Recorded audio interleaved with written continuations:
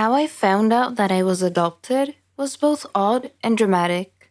Odd because I found out in a hotel room while the plumbing at home was being fixed.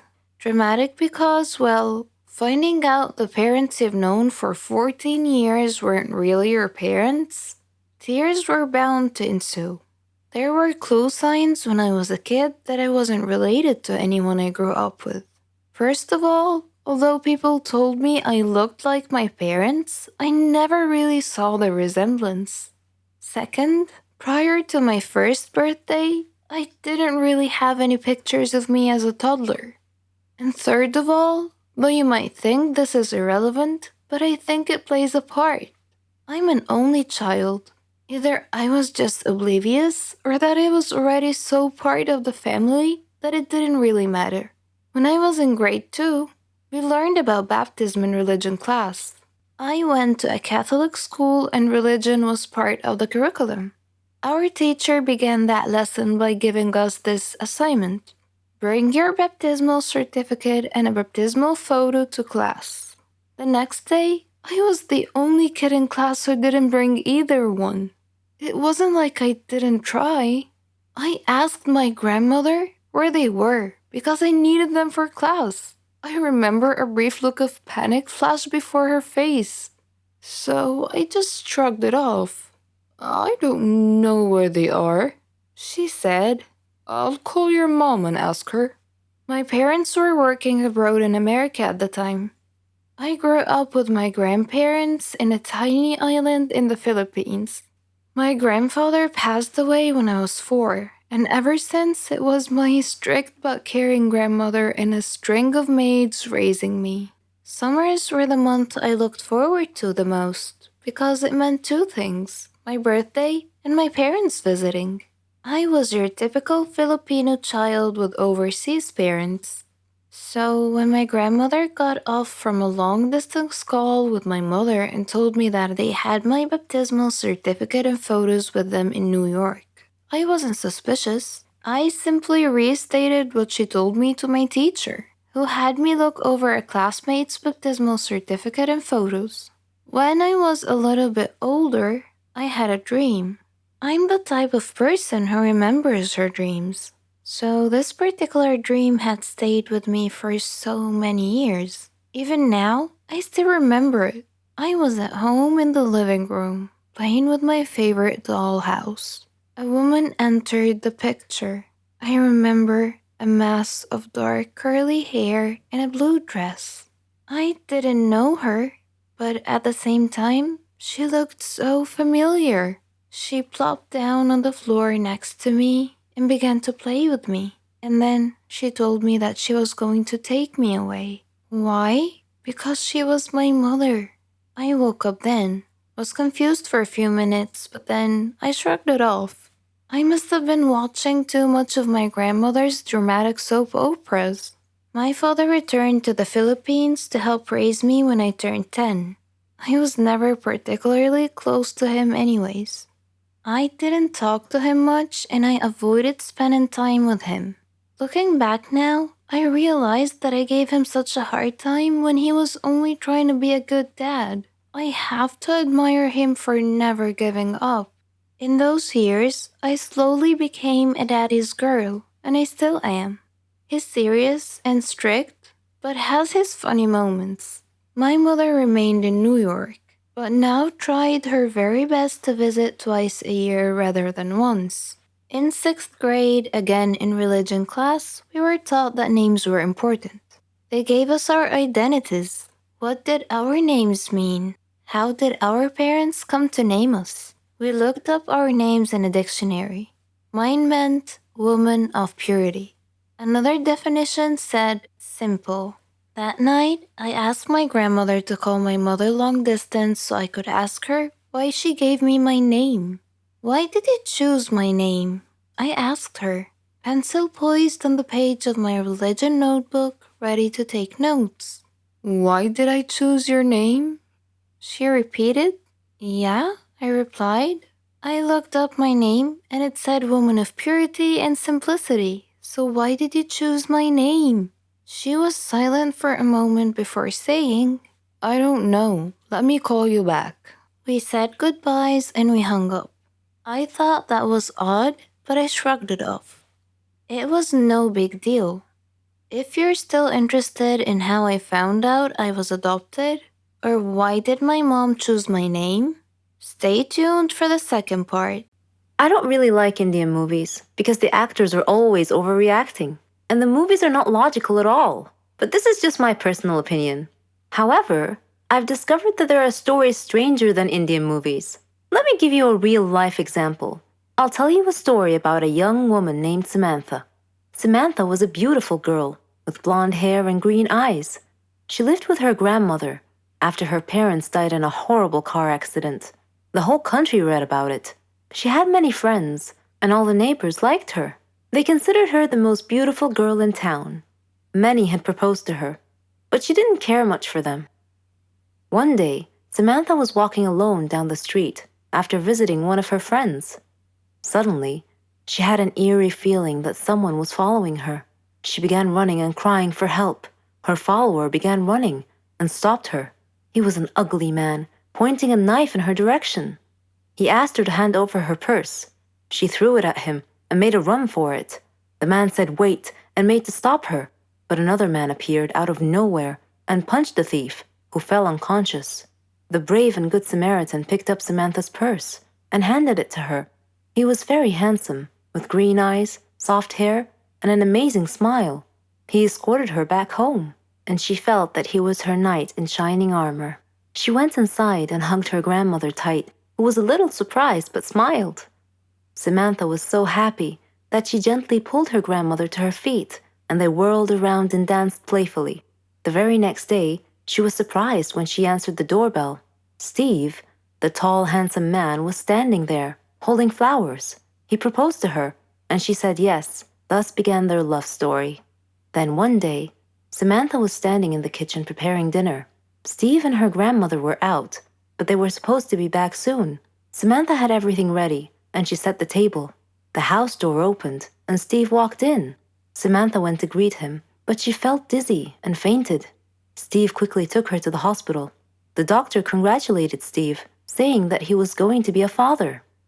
Steve was ecstatic, but Samantha was not. Instead, she was shocked and nervous. She said that she was too young to have kids, that she wasn't ready to be a mother. Steve was taken aback and said, "But why? Don't you want him?" Things were different from that point on.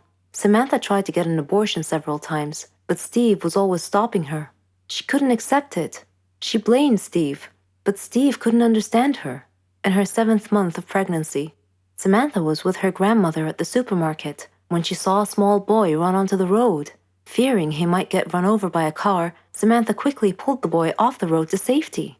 The boy's mother saw what happened and thanked Samantha, feeling so grateful and relieved. Samantha was crying at the moment and replied, "No need to thank me. I'm going to be a mother like you soon." For the first time, she was beginning to feel real affection for the baby. "Forgive me," she silently thought to herself. She tried to contact Steve many times to tell him that she had finally accepted. She was ready to become a mother, but he never responded. Finally, the day had come. Samantha went to the hospital to give birth. After the surgery, she was very tired. Nevertheless, when she woke up, she immediately asked for the baby. Her grandmother handed her the child. It was a daughter, and she was so beautiful. The nurse tried to take the baby out of her arms, but Samantha refused, wanting to hold her for as long as she could. The next day, Samantha heard a big commotion, and she had a feeling of dread that something bad had just happened. It was confirmed when she saw her grandmother's face. She asked what had happened, and her grandmother told her that a child was missing and had apparently been kidnapped. Samantha's pale face slowly pleaded, "Please don't tell me that it was my daughter." When her grandmother nodded, Samantha broke down and began crying and wailing in pain. The nurses tried to calm her down, and when she did, her grandmother came over to her and handed her a note. It had been found in her missing daughter's hospital crib. It was in Steve's handwriting. It simply said, "If you don't want her, I do." Then Samantha fainted. For many years, she tried finding her baby, but couldn't. Steve and her daughter had vanished into thin air. She felt as if time had stopped for her, but Steve didn't feel that way. He raised their daughter into a beautiful young woman. He named her Margot. Whenever Margot asked about her mother, Steve would always tell her that her mother was dead. But he often told her stories about her mother and how much he had loved her. Margot's intuition, however, told her that her father wasn't being completely honest with her and that he was hiding some big dark secret. One day, Steve fell ill unexpectedly. He called Margot to him and told her that he was very sick and felt that he was going to die soon. He said that he wanted to reveal a secret that he had long kept from her, that her mother was actually alive, and that her name was Samantha. He told her that he had kidnapped her from the hospital at birth because her mother did not want a child. He regretted it and asked Margot to forgive him. He gave her Samantha's address, and soon after, he died. After his death, Margot decided to go looking for her mother. I am Margot, and I am now standing at my mother's address. At her front door, I cannot predict my mother's reaction when she answers the door and I introduce myself as her daughter, but I'm going to hug her and tell her that I've missed her for so long. I love going to the gym, but I remember one particular traumatic moment when I was in high school that made me stop going to my favorite gym. One morning, not even a couple of minutes after arriving at the gym, I was approached by two policemen. The gym attendant said these police guys have been waiting for me for a couple of hours. All my gym friends saw what happened. "Are you Natalie?" one of them asked. Yes, what can I do for you?" I said in confusion. "You need to come with us to the police station for some questioning," he said firmly. I dropped my mouth wide open. It was the first time I got invited to the police station ever. I was shaking, but I tried my best to hide it. They might think that I'm guilty of whatever it is, or I really did something wrong. I wanted to ask if I'm in trouble, but I remained silent instead. I am getting more and more afraid of them as we get nearer and nearer to the police station. I'm sure you're all wondering what happened. Trust me, I had no idea back then. I was as confused as you are. Stick around and I'll tell you the details. Anyway, make sure you've already hit the subscribe button and the bell for notifications. Let me tell you my story by starting at the beginning. I have a boyfriend. His name is Marco. We've been together for a year now. He is the most popular guy not just in our high school, but in other schools as well. And he's so popular because of how good he is at playing basketball. He's the team captain of our school, and a lot of basketball agents come to our campus to check him out. And now that we're seniors, a lot of schools are offering him scholarships. And me? You know those chick flick movies where you see a really pretty woman walking along the school halls? Tall, blonde, beautiful, her hair bouncing, and her body looks really hot, so everybody's just looking at her, simply getting amazed by her beauty. Let's say like Regina in Mean Girls. Well, I'm nothing like that. I'm just a plain Jane. Maybe now you're wondering how Marco and I met. Well, we've been neighbors ever since we were 7. I remember the day when they moved into the house next door. My family invited his family over for dinner, and that was the first time we ever hung out together. "Hi," he waved at me. I tried to say hi back, but I couldn't get my silly shy self to speak, so I just waved at him. After dinner, they went back to their house because his mother said they still need to unpack their things. I went to my room and opened the window for some air, and to my surprise, I saw Marco. He looked at me and smiled. Our bedroom windows faced each other. That's when we started to get really close. We would talk till the wee hours of the night and no one would really notice. It is safe to say that Marco and I started as friends, but just last year, he confessed his feelings for me. And to be honest, I feel the same way about him. And so we started dating. Secretly, though. Everyone in his life, including his parents, his sports mentor, his agent, and his friends, do not like the idea of him getting a girlfriend. especially if that girlfriend is me. His mom treats me like her own daughter, and she's always reminding Marco to treat me like a sister. As early as 18, Marco already had a sports mentor and an agent. That's how good he is. His future is secured already with this just one mistake, and it could all be ruined, so they're just being very careful about his career, and that I understand. But I've been a very supportive girlfriend. Marco is a great guy. He's always there for me. We go together to the gym most of the time and we hang out like we're just friends. No one would really suspect anything because people know that we're really friends. And I do not mind being kept a secret because I know one day everything's gonna be fine. Time will come that he would be able to hold my hand in public. One time on our way home, Marco told me something that made me so happy. I love you, Natalie. I like no one but you, he said. I love you too, baby, I said before hugging him. But sometimes I cannot help but get crazy. I see a lot of girls in school trying to get his attention. I cannot even count how many girls are trying to flirt with him all the time. One time, Mandy, the cheerleader at school, tried to kiss Marco in front of me. I almost stripped her eyes out at that time, but I kept my cool. I just quietly planned my revenge. During gym class, Mandy was taking a shower, and I took all of her clothes and threw them in the garbage bin. That was harsh, I know. But I trust Marco. I know that he loves me. He's also always trying to assure me how much he loves me. And I believe him. But things started to change. Since we were 15, we promised each other that we would go to the same college together. Both our parents could afford to get us into college, and we made a vow that we would still be together when the time comes. And that promise became stronger when we became a couple.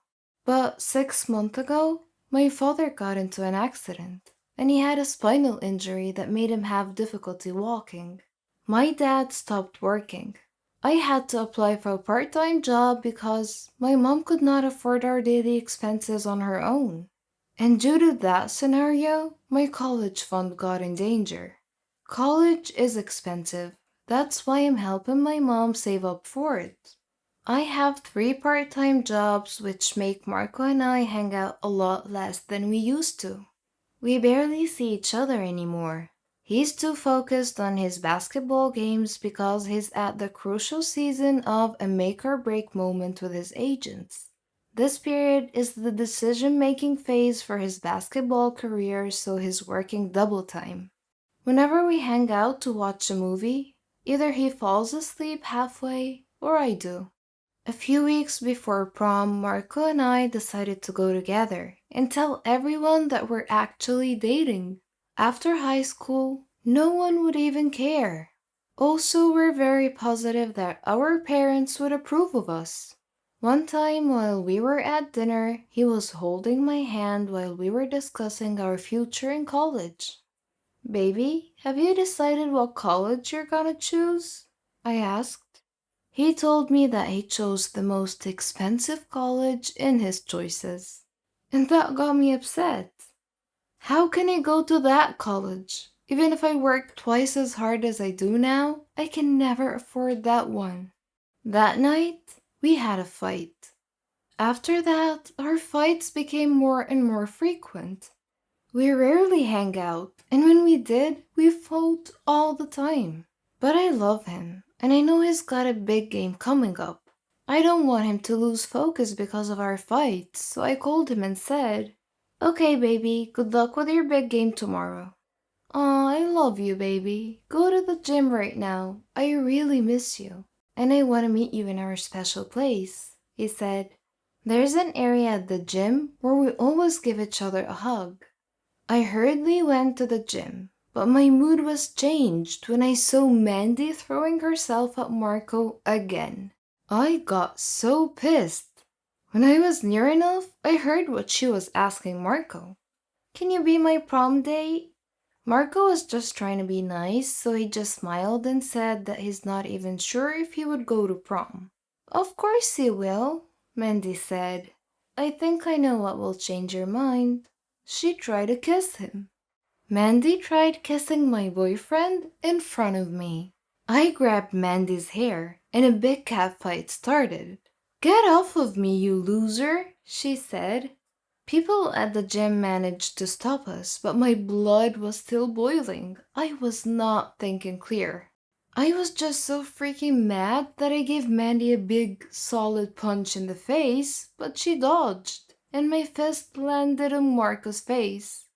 Next thing I know, I was at the principal's office. I almost got expelled, but I got into detention instead, making me miss one of my part-time jobs. When I reported to my part-time job at the coffee shop, my boss got really angry at me because it was an opening and I should have been there. And so he fired me. I tried to ask for a second chance, but he just yelled at me, so I just left. I wanted to cry, but it would do me no good.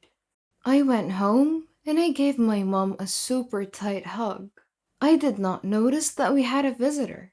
Apparently, it's the lawyer of Marco's family, and they're filing a restraining order against me. Marco was still in the hospital because I broke his nose. His parents and agent were so angry because of what happened. He would miss his big game. Although I'm sure that there would be a lot of chances for Marco, a missed chance is still a missed chance.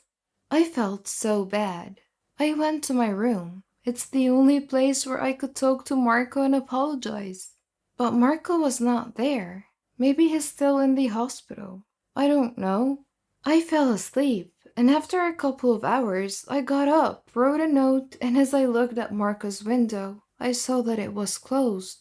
Maybe his mother did put up a curtain or something. I tried calling him, but my number was blocked. I also got blocked from all his social media. 4 days before prom is Marco's birthday. I really would like to see him and be able to greet him, but I have a restraining order, so I cannot exactly just come near him. I don't want to get arrested.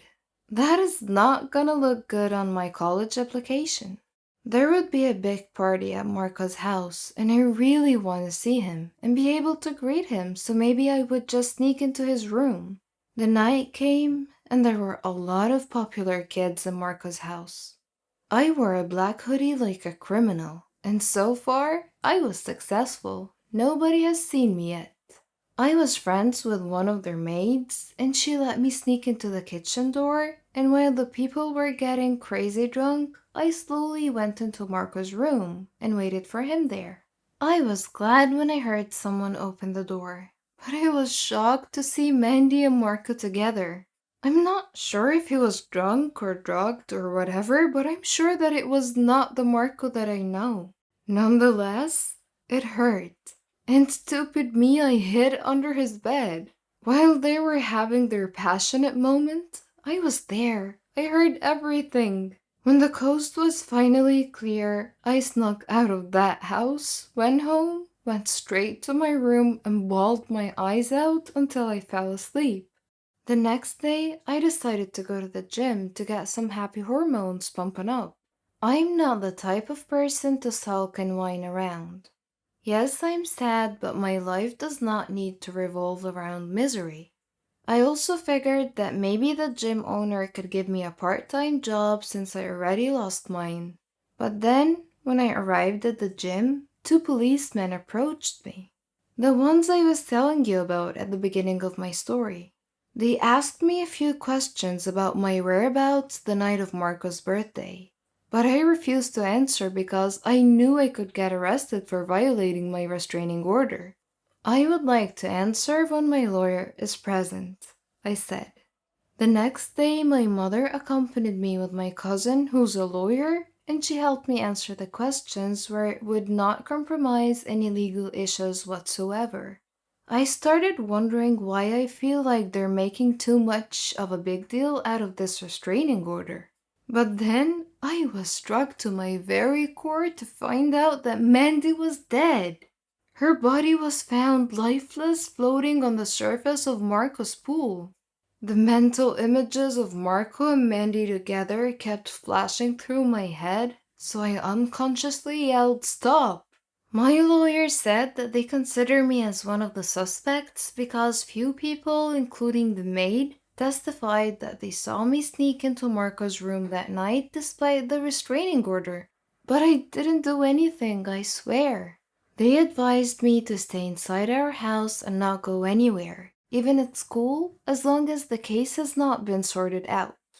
A few hours later, I was in my room, and I saw Marco opening his curtain, and he was signaling to me as if asking for help. Then I heard 3 gunshots. I saw blood on his window. "Marco!" I screamed in disbelief. I hurriedly went downstairs, and he saw the police and an ambulance. I asked my mom what happened, but she was speechless about the scenario.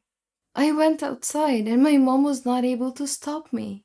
I ran inside Marco's house where his parents saw me.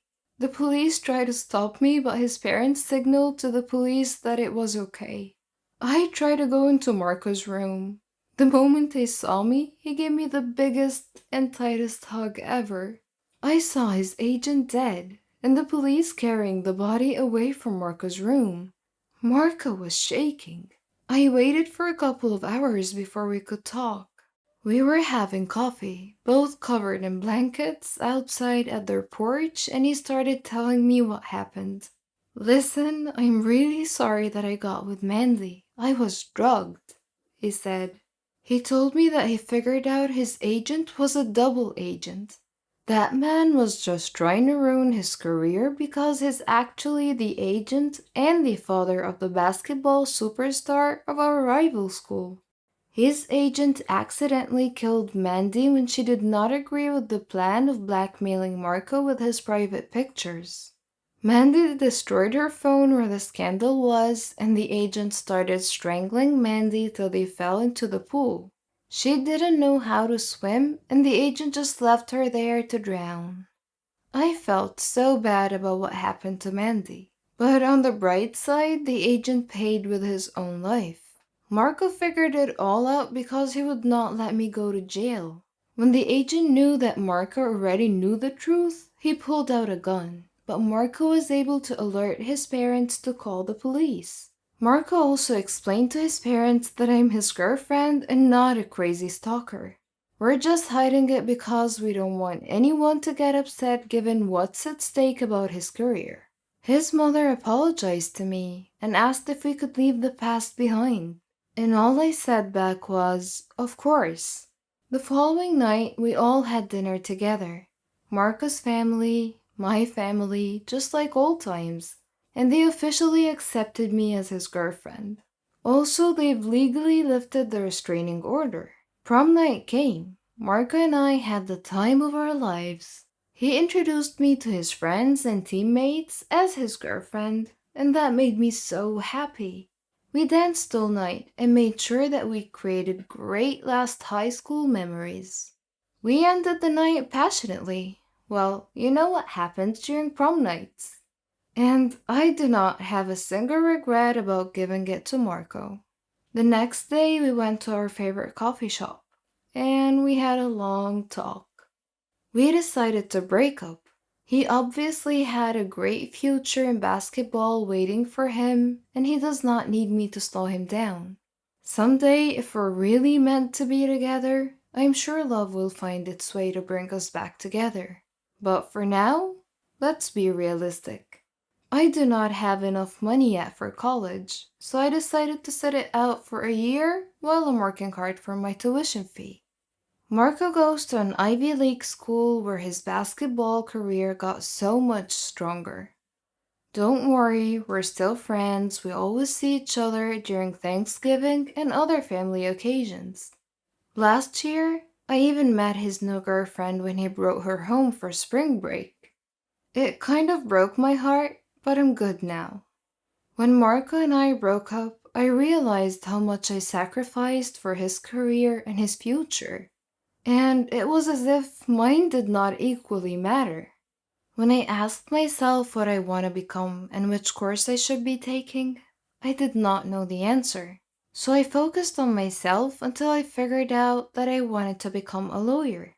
I wanted to help someone like me someday and prove that someone is indeed innocent. It's been a couple of years since Marco and I broke up, and it's the best decision for both of us. Right now, I am building my future at the university I've chosen, away from Marco's shadow. I also became a member of Alpha Kappa, the most popular sorority at the campus, and am making the most out of college, just like I wanted to. It all happened on my last holiday. It was a terrible experience. It was the worst holiday I have ever had. Me and my friend Renee, we decided to go to New Zealand. We were saving money for a very long time to go on this trip. It was our dream to go to the land of the Lord of the Rings. We had made reservations for flight at the end of July, and from that moment on, everything went wrong. It turned out that the flight was reserved for only one person, simply because a woman at the travel agency didn't understand us very well. I managed to reserve a flight, but a different one, so we couldn't go together. But I thought that it was not a big deal. My friend flew a few hours after me. I was going first. When I arrived at the airport, I was very happy because that meant that my holiday has just started and that nothing else could happen. And I was mistaken. When the hour of my flight was coming, I queued up to the custom clearance. My passport was right, and the next thing I had to do was to go through the metal detector. When I was passing through, it started to beep. I was so scared. I was taken aside immediately, and I felt like a thief. It was terrible. The custom officer had taken me to another room and she told me to undress. I tried to explain that I had a belly ring and maybe it was the cause of the beeping, but she didn't want to listen. I had to undress. They took my clothes somewhere else, and I was standing alone in the middle of the room. I was shocked and stressed. The woman came back after about 5 minutes, which seemed to be ages for me. She gave me back my clothes, but I was not allowed to put them on. She checked me one more time with a small metal detector, which was obviously beeping in front of my belly ring. Of course, the custom officials went through all of my things, but they didn't find anything. I was late for my flight, so I had to wait for another one. My friend was supposed to meet me at the airport, and it was me who should be waiting for her. She was terrified that I was not there, but fortunately, she decided to wait. After that horrible flight, we met at the airport and we went to our hostel. It turned out that we expected something different, but it was not that bad, and we were too tired to look for something else. New Zealand is the most beautiful country I have ever seen, and we loved everything about it. The people, their customs, their food, basically everything, and the entire environment. We spent 3 weeks there. We had a really good time, but when the time ended, we had to fly back home. I was a little bit scared. This time, I decided to remove my belly ring. We came to the airport about 3 hours before the departure time. At the entrance to the airport, we saw an older woman who had a large card with the word written on it with capital letters, Poland. So I came up to her and I started to speak in Polish. She smiled and we started to chat together. When we were just about to leave, she asked me if I could take a box of chocolates with me and give it to her son in Poland. He was supposed to meet me at the airport because she would phone him. And of course I agreed. And then it started again. At the custom clearance, everything was okay. I came through the metal detector and nothing happened. My passport was alright. I was almost free when the custom officer asked me about the chocolates. I said that it was given to me by the lady at the entrance and that her son is going to take it back at the airport in Poland. The custom officer asked me to open the box. I didn't want to agree as it was not mine, but I had to. It turned out that inside there were not chocolates, but cocaine worth $20,000. I was taken to jail. I spent 2 days there and then everything had been explained. I could come back home and the lady and her son were caught and also taken to jail. I don't have to explain why this was the worst holiday ever. I am addicted to food. I suffer a lot. I need help. I've tried to give up, but I fail every time. Hamburgers. Who can give up eating hamburgers, especially with barbecue sauce? I didn't mind this kind of addiction, but I'm getting ahead of myself. Let me begin by introducing myself. I am Patricia, 15 years old, living with my parents and my brother. I lead a quiet life. No interests, no hobbies, except for eating, that is. Food is my faithful friend. It never leaves me. It is my partner, my soulmate. But having food as your soulmate has insidious side effects. A dark side, if you will. It denies me a healthy life, robs me of the energy to play, and causes me to sleep excessively. I would much rather stay at home with a bag of potato chips than go out and exercise. My soulmate ultimately betrayed me, though, last Thanksgiving at my granny's home. She lives in a state nearby. Granny was a clever doctor, and an excellent cook at that. She could conjure up something really delicious. On that day, she had prepared barbecue turkey with nuts and other secret recipe ingredients. The taste was so great, as if it had descended from heaven itself. I felt like I was fighting a food war, and I had to win at all costs. I ate and ate and ate. I don't know why, but I just couldn't control myself. I attacked that turkey like it was the last on the planet. But every culinary war with a worthy adversary, such as the barbecued turkey, has its own unique type of casualties. Suddenly, I found myself unable to breathe. I fell to my knees and passed out. The turkey had won. I woke up later in the hospital, though, still clinging to an unfinished turkey leg. The doctor told me that I was gaining way too much weight. He said that I should be put on a diet. Diet? Man, how I hated that word. It hung over my head like the sword of Damocles. It meant depriving me of my passion, my reason for living. I considered eating vegetables in small amounts to be the worst form of cruel and unusual punishment, the worst form of torture imaginable. Imagine thinking of a wonderful, greasy, cheese-laden pizza with all the toppings, and then suddenly opening your eyes to find a healthy green salad bowl. But I had reached a turning point in life. One day, my brother was playing on the street, while I was sitting at home gazing longingly at a tempting piece of cheesecake, just sitting there, taunting, daring me to eat it. I struggled mightily to resist the urge, but in the end I succumbed and wolfed it down like a starving animal. Shortly afterwards, I began feeling dizzy, but I was unable to call for help this time, and then I passed out again. I was taken to the hospital. While lying in the hospital bed, half conscious, I overheard the doctor say to someone, "She needs to stop eating or it will be the death of her." I thought to myself, whoa, death? So I made up my mind right then, right there. I resolved to fight a new war, a war against my appetite.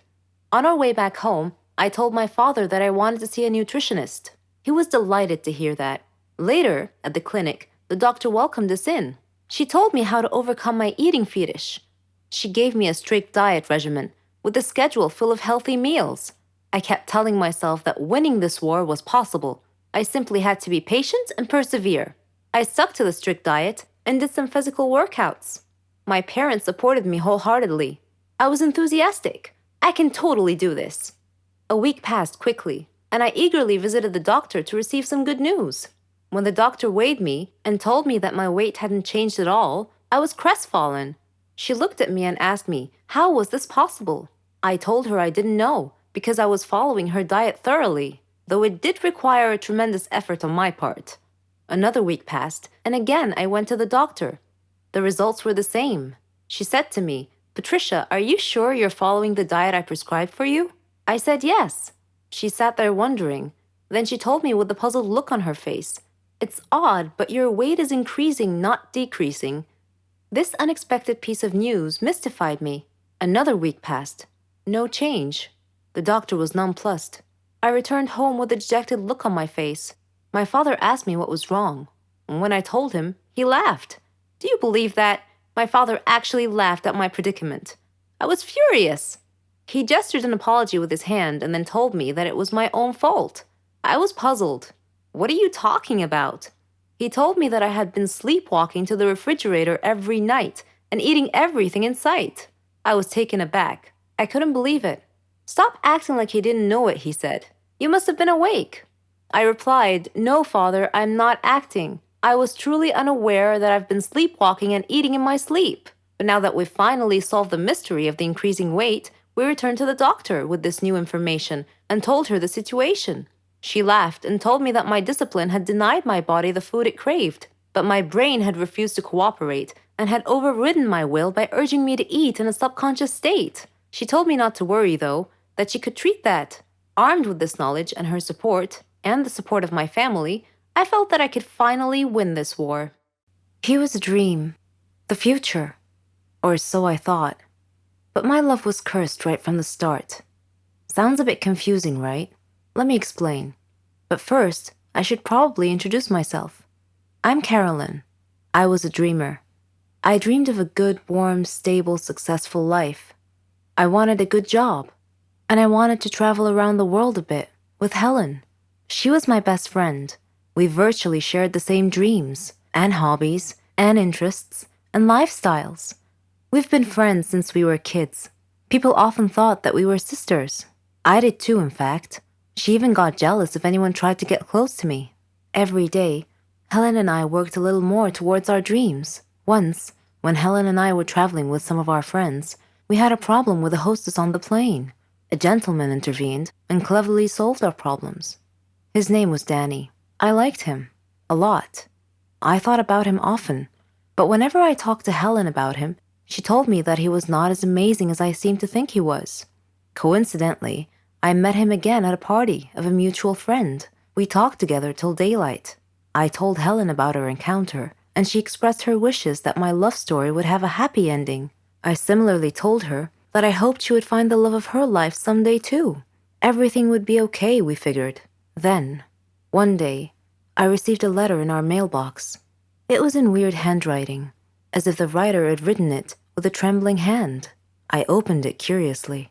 It said that my love for Danny would become a curse if I didn't give him up and get him out of my life. What nonsense, I thought. Whose idea of a silly joke was this? I immediately called Danny and Helen to tell them about the letter. Danny laughed, but Helen was worried and suggested that I should be careful from now on. That same day, Danny had a horrible car accident, but fortunately he wasn't hurt. A detective investigating the case determined that his car brakes had been tampered with. In another incident, a car almost hit me, but it swerved away at the last minute. When I mentioned this incident to Danny, he tried to calm me down and told me to just forget about it. He gave me a beautiful bracelet as a present and proposed. We got engaged, and I couldn't have been happier. I wanted to show the bracelet to Helen, but somehow I seemed to have lost it. I couldn't find it anywhere. Anyway, when I told Helen about his proposal, she was thrilled for me. I spent days shopping for just the right wedding dress. I was so busy with preparations that I forgot all about the ominous letter. I went to the wedding hall early to make sure that everything was ready and prepared. Helen was helping me, and Danny kept calling me to make sure I was all right. Suddenly, the lights went out. I called out to Helen, worried that she might have tripped and fallen when the lights were out. When the lights came back on, Helen had fainted, and my dress had disappeared. I screamed to the ceiling, "What do you want from me? Leave me alone!" Suddenly, Danny appeared out of nowhere and asked me what had happened. I told him then and there that we must break off our engagement, otherwise the curse the letter mentioned might injure someone or cause someone to die. Then Helen came to and tried to calm me down. She told me to go to the car and that she would get our stuff and follow me. I loved Danny and wanted to marry him, but now I was seriously worried that this curse threat might actually be real. Helen came back carrying a bag and a large suitcase and told Danny not to worry, that she would drive me home and then call him to tell him that we had arrived safely. I was still crying, and Helen was trying to calm me down. When we arrived home, I noticed something strange. Helen was carrying a bag that was partially open, and I glimpsed a piece of clothing stuffed into it. It looked exactly like my dress. I opened the bag and found that it was my dress. I confronted Helen and demanded to know how my missing dress ended up in her bag. I clearly caught her red-handed, and she was unable to answer coherently. I realized at that moment that the source of the so-called curse was Helen. "Helen," I said, How dare you do this to me? I thought we were like sisters to each other, she replied icily, with a glare that I saw for the first time. She said that she fell in love with Danny just as I did, but he chose me instead of her, and that she hated me for it. She said she won him over and got him to love her instead. Then they both tried to scare me into calling off the wedding so that she and Danny could be together. There are no words to describe how I felt at the time. I replied in a similar tone. I told her that I don't ever want to see her again, or Danny. Neither of them mattered anymore. I never did see Helen or Danny after that day. I'm on a Caribbean island now, sipping on a cocktail. I read in the paper that Danny and Helen had announced their engagement. I'm thinking about what wedding present I should give them, as a surprise. I don't know where to begin. I don't want to live alone. I'm fed up. I need someone to talk to laugh with, to play with. I've been lonely since birth. My name is Bella, and I'm 10 years old. And this is my story. I lived with my parents in a nice, quiet neighborhood. My father was an engineer, and my mother was a housewife. Father used to travel a lot, but my mom always stayed home with me. Father was always busy. Whenever I asked him to play with me, he'd play with me for a while. Then he'd get a phone call and leave me by myself. Mother was always worried about me. She feared everything on the street, from friends to neighbors. My neighborhood didn't have any kids for me to play with. My parents used to fight a lot. I often saw Mother with her face colored blackish blue. Whenever I would ask her about it, she wouldn't reply. I didn't have any friends because Mother didn't want me to have any. I guess she was afraid they would hurt me. I don't know. One time, my parents were sitting together, and I asked Father why I didn't have any brothers or sisters. He told me to ask Mother, but Mother would just sit there silently, without answering. Later, there came a time when Father grabbed Mother and began beating her. I tried to pull him away from her, screaming, "Leave her alone! Let her go!" He slapped me hard, and I fell down. The last thing I heard before I lost consciousness was my mom screaming. I woke up later in the hospital to see my mom crying. She asked me if I was okay, and I nodded. When we returned home, my father wasn't there. I asked Mom where he was, but she simply said that he left on a very long business trip. I was feeling a little sad, but Mom surprised me with a doll. This was the first time that Mom had ever given me a doll. She said that doll would be like my little sister. I hugged it tightly and said to it, "Nancy, you and I are going to be the best sisters ever." Mom often left me with Nancy when she had to go out to do business. It was okay, though. I felt that Nancy could understand me whenever I spoke to her. Time passed quickly. One day, Mom came home tired and went to sleep on the couch. I made a tent in my room where I collected all of my toys and played with Nancy. I was speaking to Nancy and telling her how beautiful she was and how I felt lucky to have her as a sister. Then I asked her, "Nancy, do you know why Father left us?" Miraculously, Nancy answered me, saying, "Father left you because he never really loved you to begin with." I was shocked and took 2 steps back. Then I said with a trembling voice, "Nancy, you can speak?" Nancy answered and said, "Of course. Can't all dolls?" From that moment on, Nancy and I lived in our own private little world. We didn't let anyone know about this. It was our secret. Once, when we were sitting alone, Nancy said to me, "Bella, I need to tell you something." "What is it?" I asked. Then she said the strangest thing. "You have to leave this world because you deserve a better one." That didn't make sense. Actually, it felt more like a threat. It frightened me, and I called for Mom. When she came in, I told her what Nancy had just said to me. She replied saying, "Nonsense, Bella. Nancy is just a doll. She can't talk. Maybe you're just tired. Get some sleep." So I tried to sleep, but Nancy wouldn't let me sleep. She left me alone until midnight, then she woke me up. She put her hand over my mouth and whispered, "Please listen to me. Don't scream, okay?" she said. "I know all your fears, your father's cruelty, your loneliness, your love for me, how your love and belief in me transformed me from a toy to a sentient doll. I really love you, Bella, and I want you to be happy." Her words calmed me down, and I said, "You're right, Nancy. So what do we do then?" She explained her plan to me.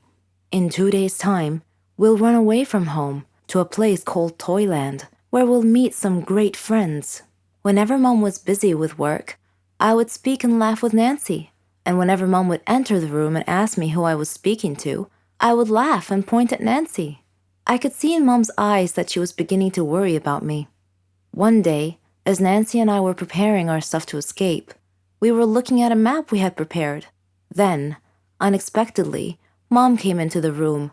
She saw the map and asked me about it. I looked at Nancy, and she gestured with her eyes that I shouldn't say anything. Seeing this, Mom took Nancy and threw her into the trash can. I screamed and pleaded. That was all I remember. Let me be honest with you guys. I'm not a fan of first dates. I've only had a couple of good first dates, others are plain disasters. However, from time to time, I like to get on Tinder and swipe between pictures. Tinder dates always turn into funny stories, sometimes even spooky ones. My guy best friend Ryan and I decided to go on a few Tinder dates just for the fun of it. Before we went out, we would always agree on a safe word, and that word was hot dog. A text saying, "Hey, can you pick up some hot dogs on the way?" Or something along those lines basically meant, "Can you call me and pretend there's an emergency so I can get out of this situation without being rude?" We had a lot of safe words meaning different things, and had an unspoken rule that every time we were on a date, we would let the other person know. I met this guy called Brandon on the application. We had a few good chats and decided to go out for brunch. I called Ryan and I let him know that I'll be having brunch with this Brandon guy. I'm not a supermodel, but I'm a bit too picky when it comes to first date outfits. I dived into my closet and decided to wear a bright pink off-shoulders blouse and a tiny little white skirt. And of course, my signature mermaid hue high heels. Brandon texted me saying he knows of a nice Italian restaurant. Despite the fact that we were going out for brunch, I somehow agreed to Italian. The guy comes to pick me up for our brunch date. He looks nice with lots of black on. He says he needs to make a stop along the way. I couldn't really seem to disagree. I mean, he clearly forgot to buy me flowers. So I say it's fine and he can make a stop along the way. He pulls up to a gravesite and I see people and I'm like, okay, maybe he's picking something up from someone, or maybe he works here and needs to do something. What was really going through my mind though is what the heck is he doing and why is he bringing me to a gravesite on a first date? I just waited in the car, especially since there's mourning people nearby and I'm wearing a bright pink outfit. He gets out of the car and opens up the passenger side door. I tell him something along the lines of, "I don't want to draw attention to myself and I'll just wait here." And he says something along the lines of, "Don't worry, you look great. They will love you." Despite my pink outfit and my high heels, Brandon was very well built. He was very tall and had broad shoulders. One could easily tell that he is into martial arts. So I wasn't very worried about my safety. However, I was really worried about his mental health. I'm not even kidding. I was so very curious about what on earth were we doing there at 10 a.m. on a first date. And who is they, as in, they love you. Okay, so the next part is a bit hard to define whether it was creepy, surreal, or a prank show. It was his mother's funeral. I stood next to a group of weeping people watching as my date's mother was lowered into the ground. Needless to say, it was really, really awkward, especially since he kept trying to hold my hand and nuzzle me for comfort. It's a first date, for God's sake. I waited for the service to be over, as I didn't want to be rude to the grieving people or to the dead woman. And then I texted Ryan, hot dog. So Ryan called me and pretended to be my landlord and told me that my apartment was flooded. I quickly apologized to Brandon and called an Uber. While I was waiting for my Uber to arrive, Brandon kept on holding my hand and literally begging me to stay a little bit longer. He also said we could still go out for brunch, but I politely said we could reschedule for another time. I think his cousins or something were standing too close. He told them that we've been dating for a few weeks and they should talk me into staying. I was so glad that my Uber finally arrived. I hopped inside the car like a freaking ninja. I called Ryan and asked him to come over. We stayed together, and honestly, I've never laughed as much as Ryan made me laugh that night. And guess what? Ryan and I realized we were actually in love a few weeks later. We gave up online dating and we've been together ever since. Oh my goodness, what have I done? I woke up beside a famous pop star, and do you know what the first thing that came into my mind? My best friend is going to kill me. I know you're probably wondering, so I'll just start telling the story. My name is Ella, and I'm a daycare teacher. I teach kids 4 to 5 years old, and I love my job. I don't have a family because I grew up in an orphanage, and being surrounded by kids makes me feel so happy and alive. I do have a best friend though. Her name is Rachel. She's the only family I have. I'm lucky because her family treats me as their own. But one day, something happened that ruined our friendship. I was so devastated. Do you believe that people do not remember what they're doing when they're drunk? Yeah, I don't believe that either. I think that you still have at least some control even if you're drunk.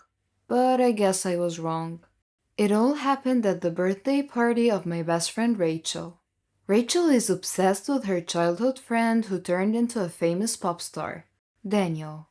She wanted to celebrate her birthday at his lake house 2 hours away from the city, and I do not think it is a good idea. Maybe because I'm not really a party person and I prefer intimate gatherings. Also, I know her motivation is backwards. She wanted to use Daniel's lake house because she's got this idea that when he finally arrives at 12 midnight, she would confess her feelings for him. And she actually thinks that he'll feel the same way about her. And then they will have a happily ever after. Don't get me wrong, I want her to be happy. And I don't know why I do not like that idea. Maybe I'm just afraid that I will be left alone when that happens. Or maybe I just don't want to see her making a fool of herself. But anyways, I decided to support, like always. On the day of the party, we had a few friends come over. There was dancing, drinking, party games, and so on. I'm glad everyone was having a really great time. I looked for Rachel because she was nowhere to be found. And then I found her in one of the rooms where she is staring at a beautiful royal blue dress that she said she'll be wearing at midnight. For what? For her special moment with Danielle, of course. I'm not gonna deny it, I wanted to roll my eyes, but I love her too much. I really don't want her to get hurt. I asked Rachel to come out of the room and join the people who came all the way from the city just to celebrate with her. I'm keeping everything in order, I don't want anything to go wrong. And I'm also wishing for Daniel to come here early so that Rachel's wish would finally come true. One of our friends gave us a shot glass and poured drinks. I don't really drink, but I gave in for just one shot since this is Rachel's night. And that is the last thing I remember. I heard Rachel's voice saying, "One shot and she's out." Well, yeah, that is me. Next thing I know, I woke up beside the famous pop star, Daniel, in his bed. And the weirdest thing for me is, I was wearing Rachel's blue dress. I woke Daniel up and asked him immediately, "What happened?" He stood up, put on his shirt, and opened the curtain for some light, then sat down on the couch and said, "Oh, you really do not remember? I really do not have any idea what is going on." I asked him if he knows where my phone is. All I wanted to do was call Rachel to ask if she has any idea what happened and why the heck am I wearing her dress? And how come I'm in the city? Daniel started narrating what happened, and I couldn't believe the craziness that took place last night.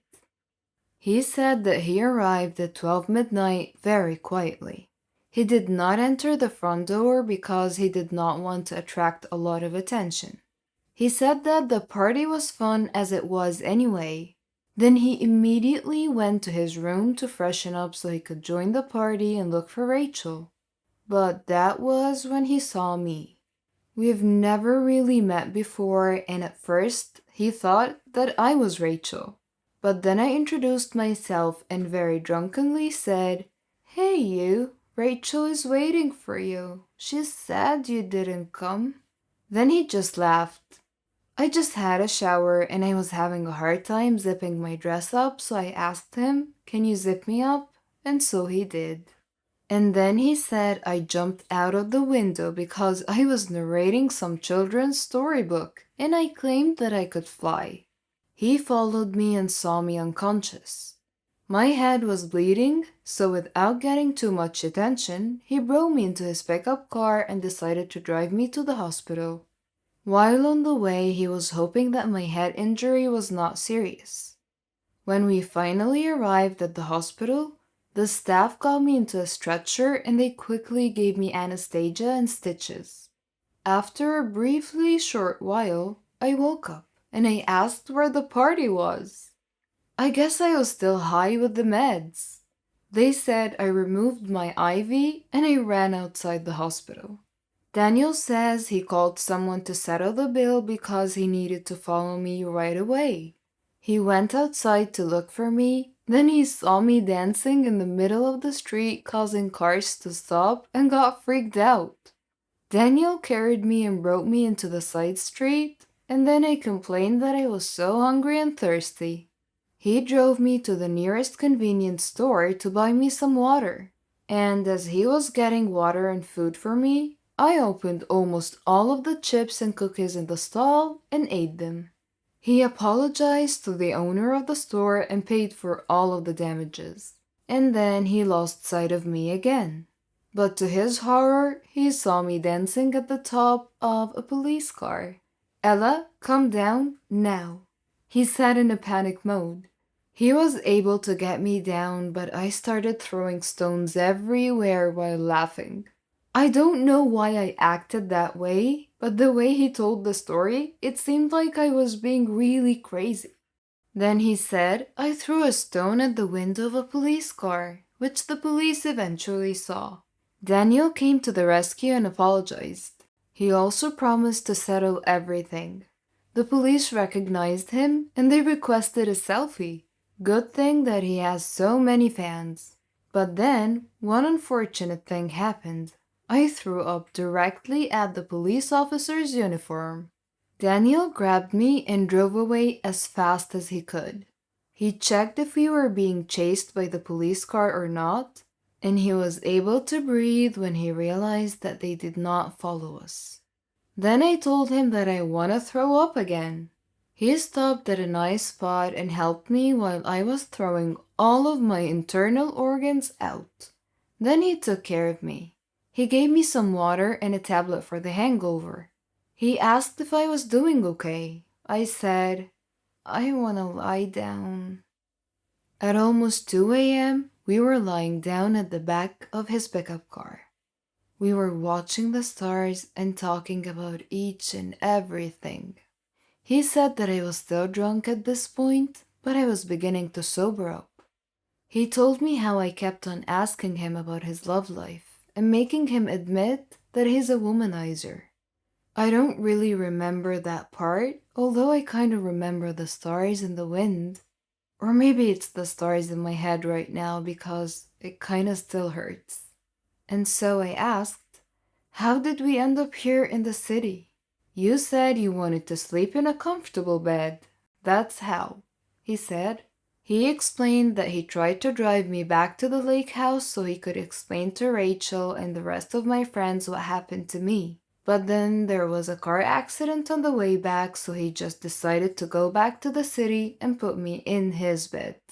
I said thank you and I apologized for all the trouble I've caused him. I told him that, please know that the drunk me is not the real me. My only life is my kids, and I'm happy living like that. Kids? Do you have kids? Are you married? I said no and no. I'm not married, and I do not have kids. The kids I'm referring to are my students. And to my surprise, he let out a huge sigh. Then he said that he should be the one to thank me because he had so much fun. It was such a long time since he had a break, and our night was very interesting to him. I freshened up and I asked him to help me get out of the building because I have a lot of things to settle. There were a lot of people outside his condo building because the news broke that Daniel went home with a girl. And it was such a scandal. Good thing is, his security team helped me get out of the building without anyone noticing me. I went home and Daniel asked some people to get my things from his lake house. After a few hours, I got my phone back. I tried to call Rachel again and again, but she didn't answer. I tried to get some sleep, and then in the afternoon I tried to call Rachel again so I could tell her everything, but of course, she didn't answer. I requested to meet her at our favorite pizza place in a text. It broke my heart when I saw her crying when I told her everything. She was so mad at me. She said that I stole a lot of good moments that she dreamt of having with Danielle. And then she asked, why does it have to be you? I'm sorry I was drunk and high on the meds. I didn't mean for any of this to happen. I asked her what happened when she left me in the room.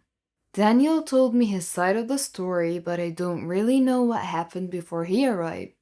Rachel said she left me in the room because I said I would like to take a shower. I insisted to be left alone because no one was attending the guests.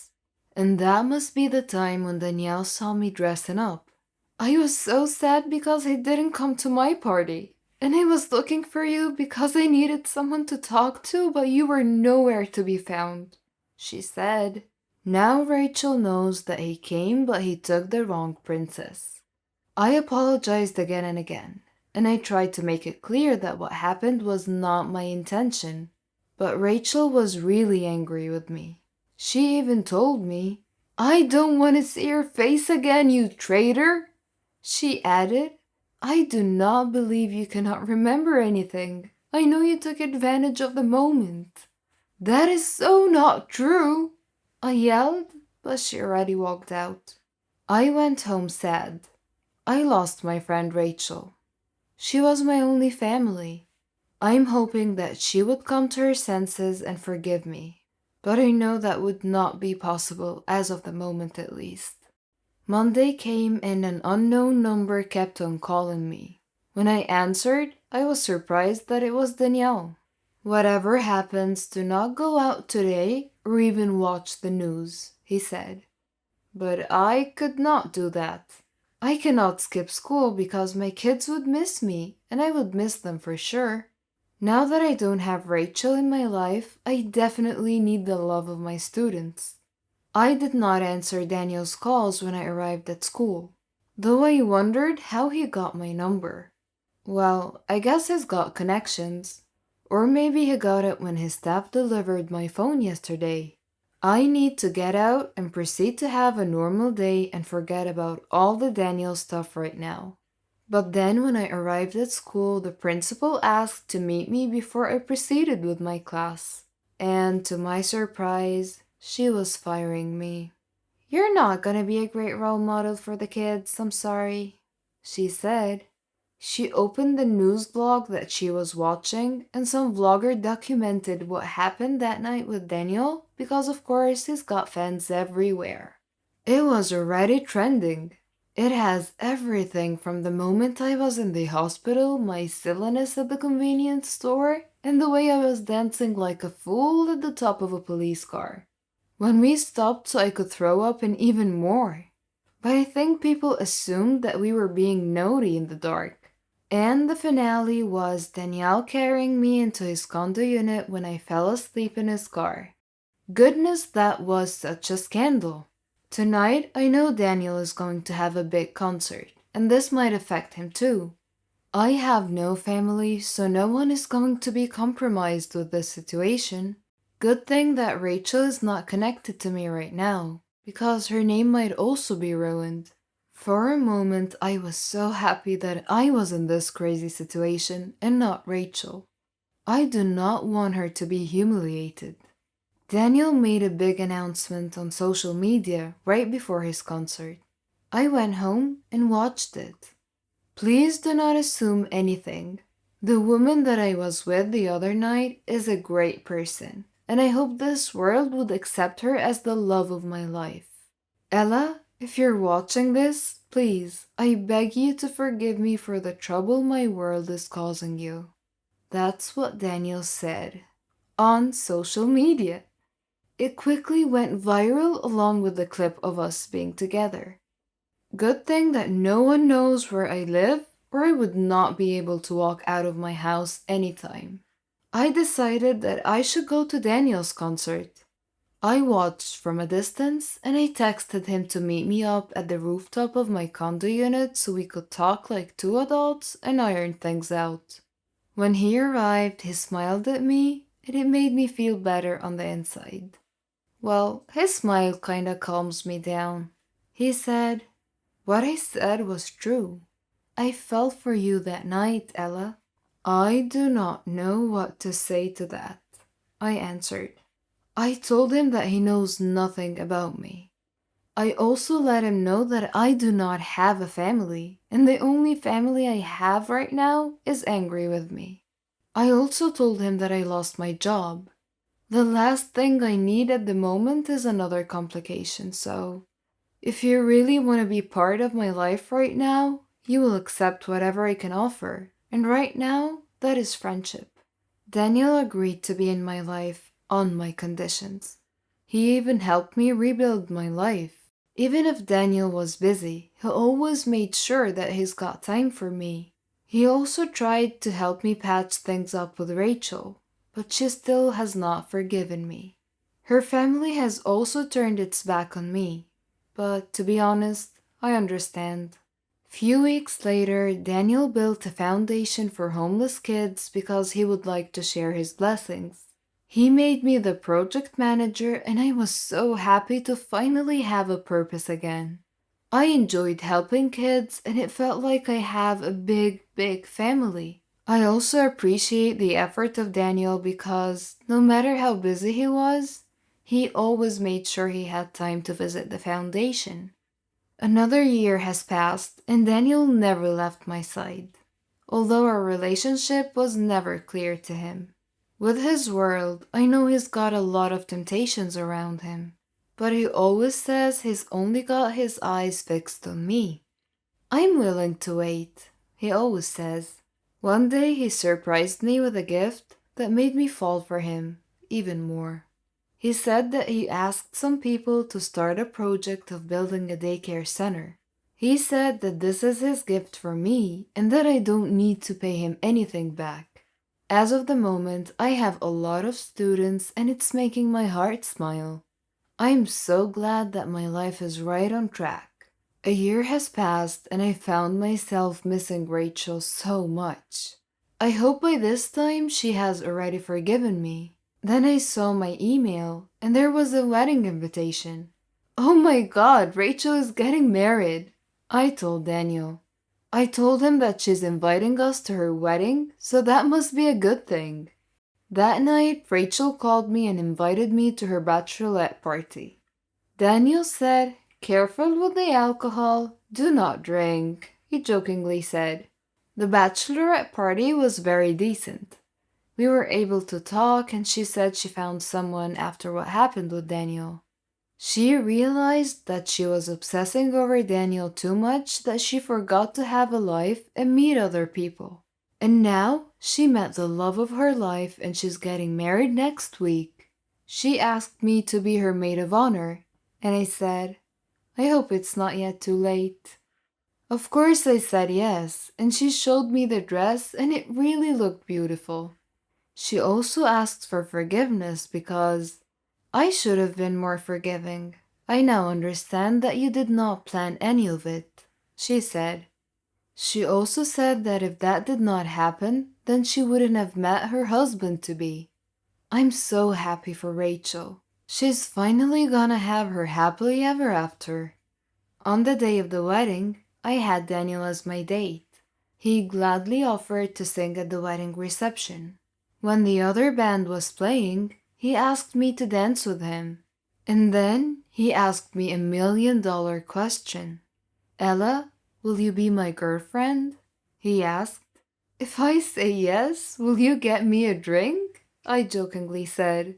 We laughed so hard, and then we shared a tight hug. Before I got on the plane from Barcelona to Tokyo, I emailed the friend I was staying with.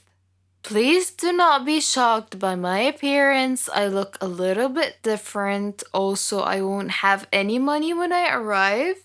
So if you can help me sort it out, that would be great. The stitching on my face looked like someone had killed a black spider but left the corpse there. My appearance was shocking. I gasped with horror whenever I accidentally glimpsed at myself in the mirror. And that was before I even registered that it was me looking back. My face got worse on the plane ride to Tokyo. Whether it was just the cabin pressure or the time that was the bruises take to bloom, but my friend meeting me at a hotel in Tokyo blanched when he saw me. My eyes were black and swollen shut. One side of my face was also swollen and bruised, and a long line of black, badly stitched thread ran down my right temple to my brow. I had been assaulted and robbed in Barcelona a few days before, which resulted in 2 black eyes, a swollen jaw, and a fractured skull, now dented and stitched together by an exhausted intern who would never win a prize for the neatness of his craft work. My friend in Tokyo was a lawyer who dealt with the complexities of transitional airline leases and wore tailored suits. We made an odd-looking couple as we went from bank to bank with my passport, trying to get money out or get money wired or just access it somehow. In his flawless Japanese, he negotiated on my behalf as I stood there, my face a grotesque mask, but each time we were rebuffed. In a chilled Starbucks, my friend brought me an iced coffee which I drank through my straw, and my jaw still hurt, and said, the people in the bank probably think I beat you up, and I'm trying to drain your bank accounts. That's what it looks like. We tried one more bank, and when they said no, tears burst with some difficulty from my swollen eyes. And the sight might have been so weird and sad that they finally said yes. The rest of the time in Tokyo, I didn't leave my friend's flat. I was anxious and exhausted, and had started to dream of the assault and shattered and jumbled fragments. In the day when I should have been exploring Tokyo, I lay on the couch in the cool dark flat and watched reruns of the Dawson's Creek. Don't we all feel special sometimes? I grew up in an orphan house. I'm not trying to pretend that there was anything special about it, but I grew up with this nagging voice inside my head telling me how special I am and that my life will eventually turn upside down. It turned out I was not being delusional or anything. What happened to me was every foster child's dream. If only I knew what my future held for me. My mom, dad, and twin sister committed suicide in 1992. I was saved by my extended family only to get abandoned later. I was disowned, not because two of the wealthiest families in the city couldn't raise me, but because I was a curse for their reputation. My mom and dad were not married, and that brought them so much shame until they took their own lives. Fast forward few months later, one day I woke up at a children's home. I'm an orphan now.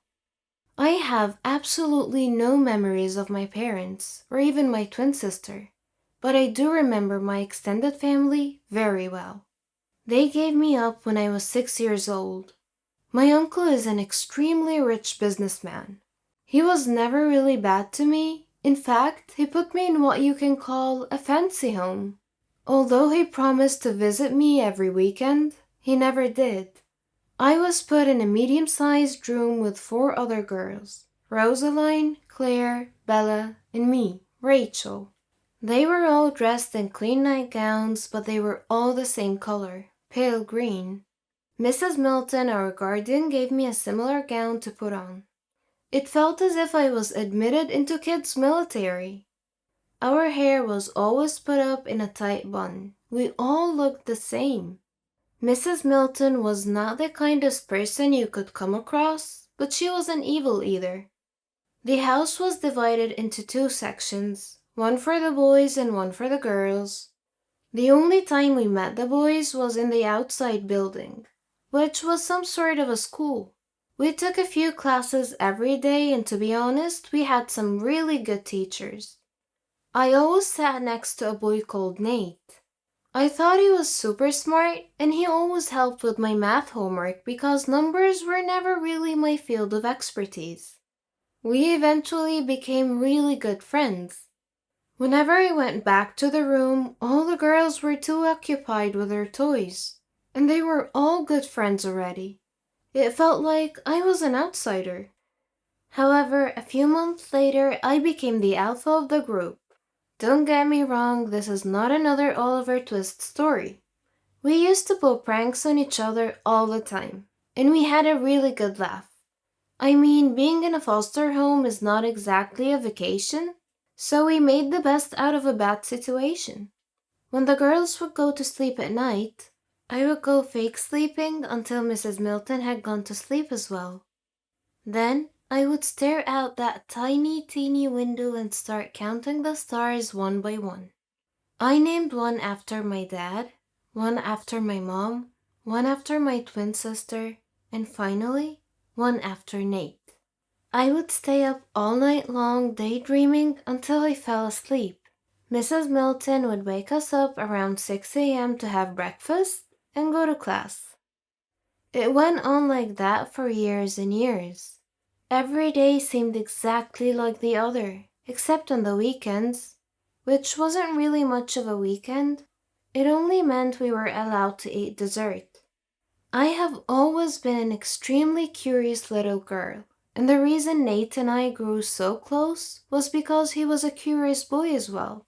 We had no idea about the outside world. We had so many unanswered questions, and sometimes we would make up answers to tame our brains. The girls had relatives visiting them during the weekend, but I would stay in my room. Sometimes I cried, and sometimes I shut my eyes close and tried to imagine what my mom looked like. One day during science class, Nate asked me who visits me on the weekend. I never said anything back. I pretended that I didn't even hear him. But in a moment of extreme confusion and sadness, I wrote something down on a piece of paper and passed it to him. It said, "Let's get out of here." We were 12 years old at the time. I didn't care about the consequences at all. All I cared about was getting outside of here and exploring what was happening in the outside world. I wanted to go back to my uncle, even if he didn't want me. Nate looked at the paper, folded it into half, and he freaking swallowed the paper, and he just nodded his head at me. I wasn't sure what he meant by the nod until at midnight. While I was looking at the stars I befriended for years now, I heard the slip of a paper under the door. I quickly got up and the paper said, "Meet me at the school building in 5 minutes." I slowly opened the door and ran downstairs. Nate and I stood there awkwardly, not knowing what to do. We started discussing a runaway plan. But seriously though, what could two kids do to escape a fully guarded huge building? We were smarter than any of you would think. For the next week, we studied every movement happening around the place. When security guards changed their shifts, which teachers left class early, we even memorized the times when Mrs. Milton had to use the bathroom. We had a solid plan. At the end of the week, on Friday, we had history class, and the teacher always left a few minutes early. At the same exact time, security guards changed their shifts, and Mrs. Milton took about 3 to 4 minutes to come downstairs and walk us back to our rooms. That was it. That was the moment I have been looking for all along. We passed by the guard's back and we ran and ran like there was no tomorrow. After a few blocks, we were out of breath. We were two kids dressed exactly alike with no money and no place to go. But we couldn't stop, not after we finally did it. We kept on walking and walking until it was night. I looked up at the sky and I could not believe my eyes. The sky had endless stars. I let my hair down and got rid of that stupid bun I've had for years. I decided that Nate and I could go into a shop and ask for a suitable job that could offer us a place to live and food.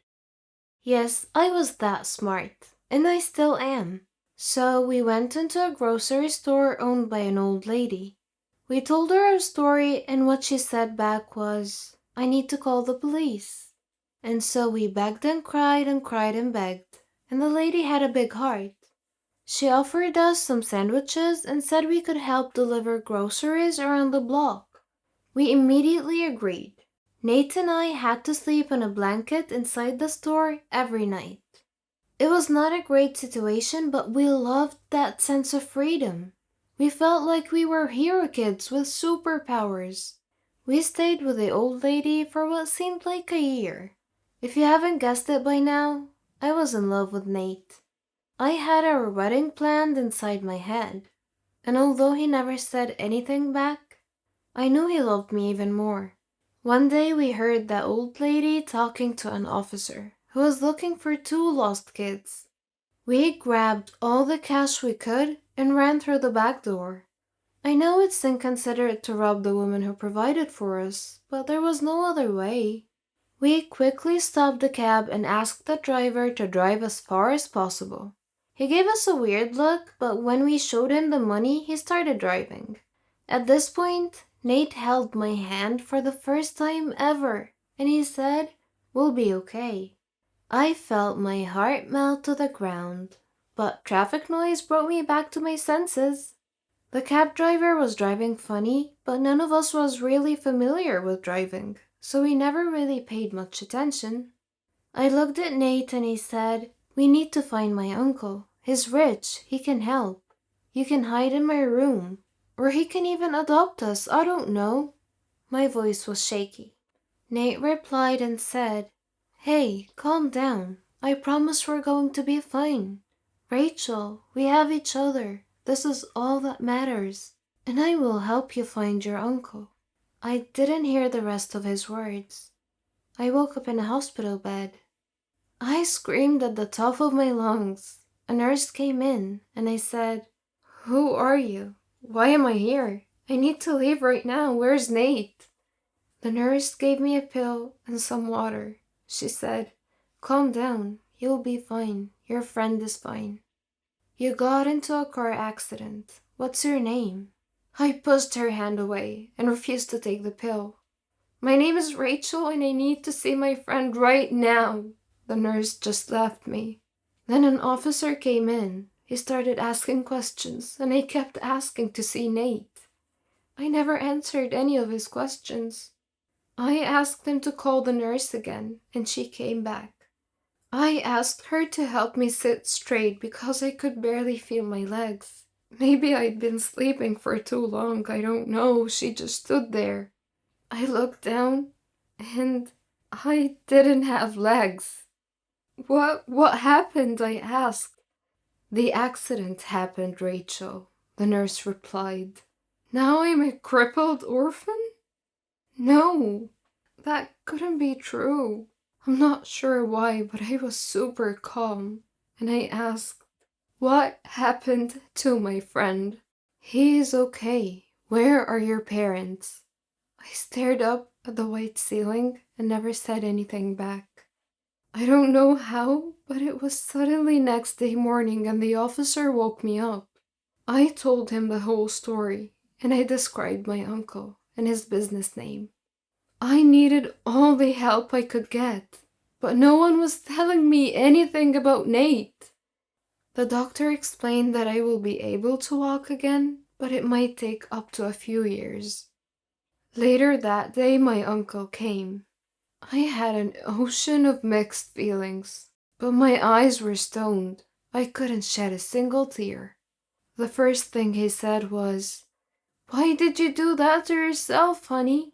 He dared to call me honey and to blame me for his own doing. I half smiled and said, "The doctor said I'll walk again. Have you heard anything about my friend?" He told me that Nate had a brain concussion and he's in a coma. And that was when my stone eyes melted. I felt guilty. It was me who made him run away. If it wasn't for me, maybe he would have been fine now. "Uncle Todd, could you please call in the doctor for me?" I asked. The doctor was very understanding. Although he did not have a full picture of what was going on, he explained to me that Nate will be fine, and I believed him. My uncle paid for my surgery and for Nate's stay as well. How confusing. If he had such a big heart, why did he admit me to a foster home? I lost count of the days. I wished I was back at the orphanage sitting next to Nate while he helped me with my homework. A month passed by, and Nate was doing a lot better. I saw him a few times, and I was able to walk a few steps with the help from the nurses. My uncle visited from time to time, and I could tell he was trying to make it up to me. But wasn't that just a bit too late? 6 months later, we were both sent back to the orphanage with reports that Nate is at a risk of a brain stroke, and that I couldn't walk or stand for too long. My uncle offered that we stayed at his house, but we both knew he never meant it. Back at the orphanage, we were treated differently. It wasn't just the same. Things have changed. Mrs. Milton had quit. The new guardian was called Mrs. Buffy, like the one from Buffy the Vampire Slayer. Let me tell you that that woman was not kind. During break time, Nate and I would discuss what we wanted to pursue as careers, because we only had a few years left here, and then we could just leave without having to run away. Nate wanted to become a programmer. The guy was a true genius, and I wasn't so sure of what I wanted. But if you guys still remember the beginning of my story, I knew I was destined for something special. Mrs. Buffy caught us exchanging love letters, and Nate and I were forbidden from sitting next to each other in class. Well, except during history class, because the teacher didn't really care much about anything. We were also expert sneakers by now, so we managed to steal a kiss every now and then. Things were starting to get better. I could walk better, and Nate could talk better, because he had a problem with stuttering. A year passed by, and we were about to leave the orphanage and go to college in less than 6 months. One day during break, Nate started throwing up. Mrs. Buffy refused to even call a doctor. The next morning he couldn't speak at all in class, and he started throwing up again and again. I ran up to Mrs. Buffy to take him to the hospital, and she replied, "We can't afford hospital, Rachel," and looked the other way. "Call my uncle right now," I screamed at her. "Fine," she said in a very careless voice. My uncle came, and Mrs. freaking Buffy refused that I go with them. And so my uncle took Nate to the hospital. After 4 hours, my uncle came back. and without my consent, he demanded I leave and go home with him. I was so concerned and just went with him. I kept on asking questions and he said nothing back. He parked in front of his mansion and he said, "They tried their best at the hospital. I'm so sorry." And he hugged me for the first time ever. I pushed him back and he said, "What does that mean? Do you mean that Nate is gone?" And then my uncle started crying. He invited me to go inside, but I refused. No, no way. Nate couldn't just leave me like that. I walked away. I sat on the pavement recalling all the memories we had together. I looked at my artificial legs and kicked them so hard, but I didn't feel a thing. I lived with my uncle for a year, on the condition that I will pay rent until I could move out. What if Mrs. freaking Muffy had called the doctor? Wouldn't Nate be here right now? I had nightmares about killing her every single night. I got a part-time job as a teacher. I paid my rent and saved the rest for college. I finally knew what I wanted to study. I wanted to study journalism. I worked day and night until I could afford college. I sent hate letters to Miss Buffy every now and then. As soon as I graduated, I landed a 1 in a million job. I worked for the biggest newspaper in town. I moved out from my uncle's, but we are on good terms. 2 years later, I went back to the orphanage, only to find out that another kid had died due to lack of responsibility. Although Mrs. Buffy was old and even grumpier now, it didn't stop me from getting back at her. I wrote every detail of Nate's story and submitted it to my boss. He never even knew I grew up in an orphanage. The story went viral. I was even interviewed to share more details on television. Finally, Mrs. Buffy went to prison after a long trial. Oh, I could almost hear Nate smile in heaven right now. I may not have legs, and I may get bullied every now and then, but I have Nate living inside my heart. After things went viral on social media, I was able to get enough donations to open my own foster home in Nate's name, and to forever honor his name. See, I told you, I was destined for something extra special. One nice thing about success is seeing all your friends and family being so proud of you and your accomplishments. This mutual respect and appreciation is what real friendship is all about. My story is about success and friendship, and also when two friends become incompatible and no longer go hand in hand. My name is Sherry, and I'm 21 years old. I had a friend named Margot. She wasn't just my friend, she was my best friend, my sister. She meant the world to me.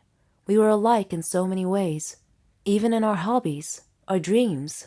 After my dad's death, Mom and I moved to Margot's neighborhood, since her mom was my mom's best friend. I was only 3 years old at the time, so Margot and I practically grew up together. At school, we shared the same classes, studied together, and even partnered as lab partners. She and I both aspired to become pharmacists. I struggled through high school, but made it through with Margot's support and encouragement. I didn't have as much freedom and independence as she did, because my mom was too overprotective of me. It was at this point that my story really began. When I decided to join the Faculty of Pharmacy, Margot asked me why I chose that major, and I told her that my dad had died of a malignant disease that had no cure, so it was my dream to find a cure for it, to save lives. I studied hard and successfully enrolled in the Faculty of Pharmacy. Margot was very happy for me, and she promised to keep me focused on discovering that cure for Dad's fatal disease that I so passionately sought. I asked her to stay by my side the whole time, and she was happy to do so. The Faculty of Pharmacy was located abroad, so outside my country. I would be independent, free of Mom's smothering control. Frankly, I looked forward to it. Margot and I found a place to stay near the faculty, at a youth hostel with a group of girls from different countries. Unlike me, Margot was able to easily make friends with them. Our studies weren't easy at first, but we worked hard and muddled through. I was so excited to delve into my research and learn as much as I could. I queried instructors and doctors constantly to expand my knowledge. This was my beginning, and Margot stood by me the whole time. Eventually, we graduated from the faculty and launched our careers. I started at one pharmaceutical company, while she started at another. We were now competitors of a sort. In preparation for my private research, I rented a flat near my company. Margot did the same near hers. She was always asking me how my research was going. She knew I was trying to develop an antibiotic to cure Dad's deadly disease. It wasn't easy, though, because the body's immune system attacked the antibiotic and destroyed it before it could destroy the diseased cells. I had to discover a neutral substance that the immune system wouldn't attack, so that the drug could penetrate into the body far enough to find and destroy the diseased cells via chemical interactions. My first research paper was rejected, but I kept trying, and with each attempt, I would discover something new. During that time, Margot was also busy with her work. One day, she called me. She was crying because she had been fired from her work. They accused her of stealing an important research. I told her that she was so proficient in her work that she should not be sad, but rather should try and get a job at my company. I told her that I would recommend her to my manager. She hugged me and thanked me a lot, and said, "You really are the best friend ever, Sherry." The next day, I told my manager about Margot and said that she was looking for a job and was waiting outside. He interviewed her and gave her a job. I was so happy now. She and I were working at the same company. Margot continued asking me about my research, and I gave her occasional updates. I was hesitant to tell her too much, but then again, she was my best friend after all, so I invited her to my home to tell her about my research. Margot wasn't as happy as I thought she would be to hear about my progress, but I figured that was because of her recent firing. My personal research took all my time. It was even more important than my work. One day, when I reported to work, my manager told me that they didn't need me anymore, that I was being let go, fired. I was shocked and asked why. He said that I was spending too much time at home doing my private research and too little time at work. He told me he had had several letters delivered to my home, instructing me to come back to work, and that I hadn't answered him, and that I had failed to come back to work. He told me that my roommate, Margot, had received the letters on my behalf and had promised to deliver them to me. I was shocked. I told him that she never said anything. Returning home, I confronted Margot and asked why she didn't deliver my boss's letters to me. She acted so apologetic and said that she had received the letters, but she had been so busy that she put them aside and forgotten about them. I forgave her, but I felt that she wasn't being completely honest with me. I brushed it off and told her that being fired would simply free up my time so I could spend more time on my private research. Days later, Margot called me and asked me to come celebrate with her. When I asked her what the occasion was, she said that she had gotten a promotion and taken my place at work, my former job. I was happy for her, but at the same time, I felt that there was something wrong with these circumstances, and that feeling seemed to be growing. Time passed, and my experiments finally met with success. I had succeeded in finding the drug that could destroy the diseased cells. I was over the moon. Dad would have been so proud of me.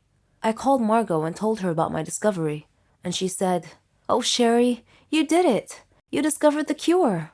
I told her that I planned to present my research to another pharmaceutical company soon, one that was better than my previous one, the one that had fired me.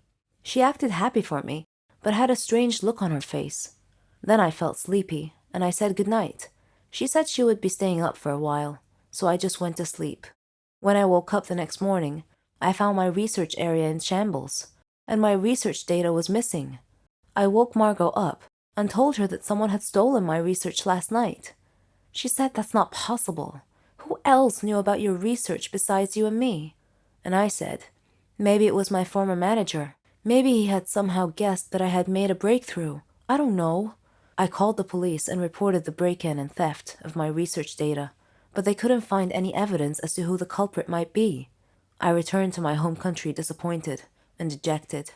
I got another job at a company near my house. Many months had passed. I wasn't in touch with Margot anymore. We kind of lost contact somewhere along the way. Then, one day, Mom was watching TV when she suddenly saw a program that was going to discuss a new drug that would treat and cure Dad's malignant disease. They were going to interview the discoverer of the miracle cure. I sat down enthralled. I had to watch it. When the interviewer introduced the guest speaker, it was Margot. I couldn't believe my eyes. It was her. She stole my research. My so-called best friend betrayed me, and I had treated her like a sister. It cut me deep. I took legal actions against her and got my research back and received credit for finding the cure, so that was all okay. But the one thing that could never be fixed, for which there was no cure, was the former relationship between us. She had stabbed me in the back and destroyed my faith in humanity, and I don't think I could ever find a cure for that. Hi, my name is Selena. I'm 19 years old, and I'm just crazy about basketball. I follow all the sports news, the star players, and the league statistics. I know the names of all the famous players around the world. My friends were amused by this because their interests ran more towards makeup, fashion, singers, and movie stars. I thought those girl things were just outright vain, shallow, frivolous, and downright silly to tell the truth. The college's basketball team coach was forced to take leave due to a chronic illness, leaving the team without a coach. Due to my high school reputation and widely recognized basketball expertise, I was asked if I wanted to serve as the basketball team's temporary coach. I had always dreamed of someday becoming a coach for a famous basketball team, so I jumped at the opportunity. School leagues presented opportunities for players to show what they've got and maybe get scouted by a professional league team. It was also my chance to start as a college basketball coach. By studying the opposing team's previous games, I analyzed their strategies and learned their strengths and weaknesses. I was able to excel and drive my team to an undefeated streak of winnings. We won the college league championship. I was selected to train a team in a professional league with another famous coach. It was an incredible opportunity for me to up my game a notch. During this time, I met an opposing team's coach named Jacob, who was something of a genius when it came to winning basketball strategies. He shared the same dreams as mine. He bragged that his team was better than mine. Well, I couldn't ignore the gauntlet he threw at my feet, so I challenged him to a game. My team against his, in the upcoming season, and may the best team win. If my team won, he would acknowledge me as a superior coach, and vice versa. The season began, and both our teams began beating all our opponents. I used these victories to hone my coaching skills to the next level. Both our teams were undefeated until the day we were to face each other in a championship game. The game began, and both teams played hard. We stayed closely matched the entire game. In the final few seconds of play, one of their players got past our defense. He scored a buzzer beat. I was crushed and began to cry, but my team's fans in the stadium broke into a loud applause. They began chanting my name, acknowledging that I have given them a great competitive, entertaining game. Jacob came over to me. I figured he came to gloat, but instead, he got down on one knee and presented me with an engagement ring. I was in shock. The stadium cheered even louder. I may have lost the game that day, but for some reason, I felt like a winner. Our feelings are always hard to control. We are humans, after all. Sometimes we do things we can't explain, just because we feel that way. I had a student named Daniel, a sweet and innocent child. I was prepared to do anything for him, but don't judge me just yet. First, let me tell you my story. My name is Jolene.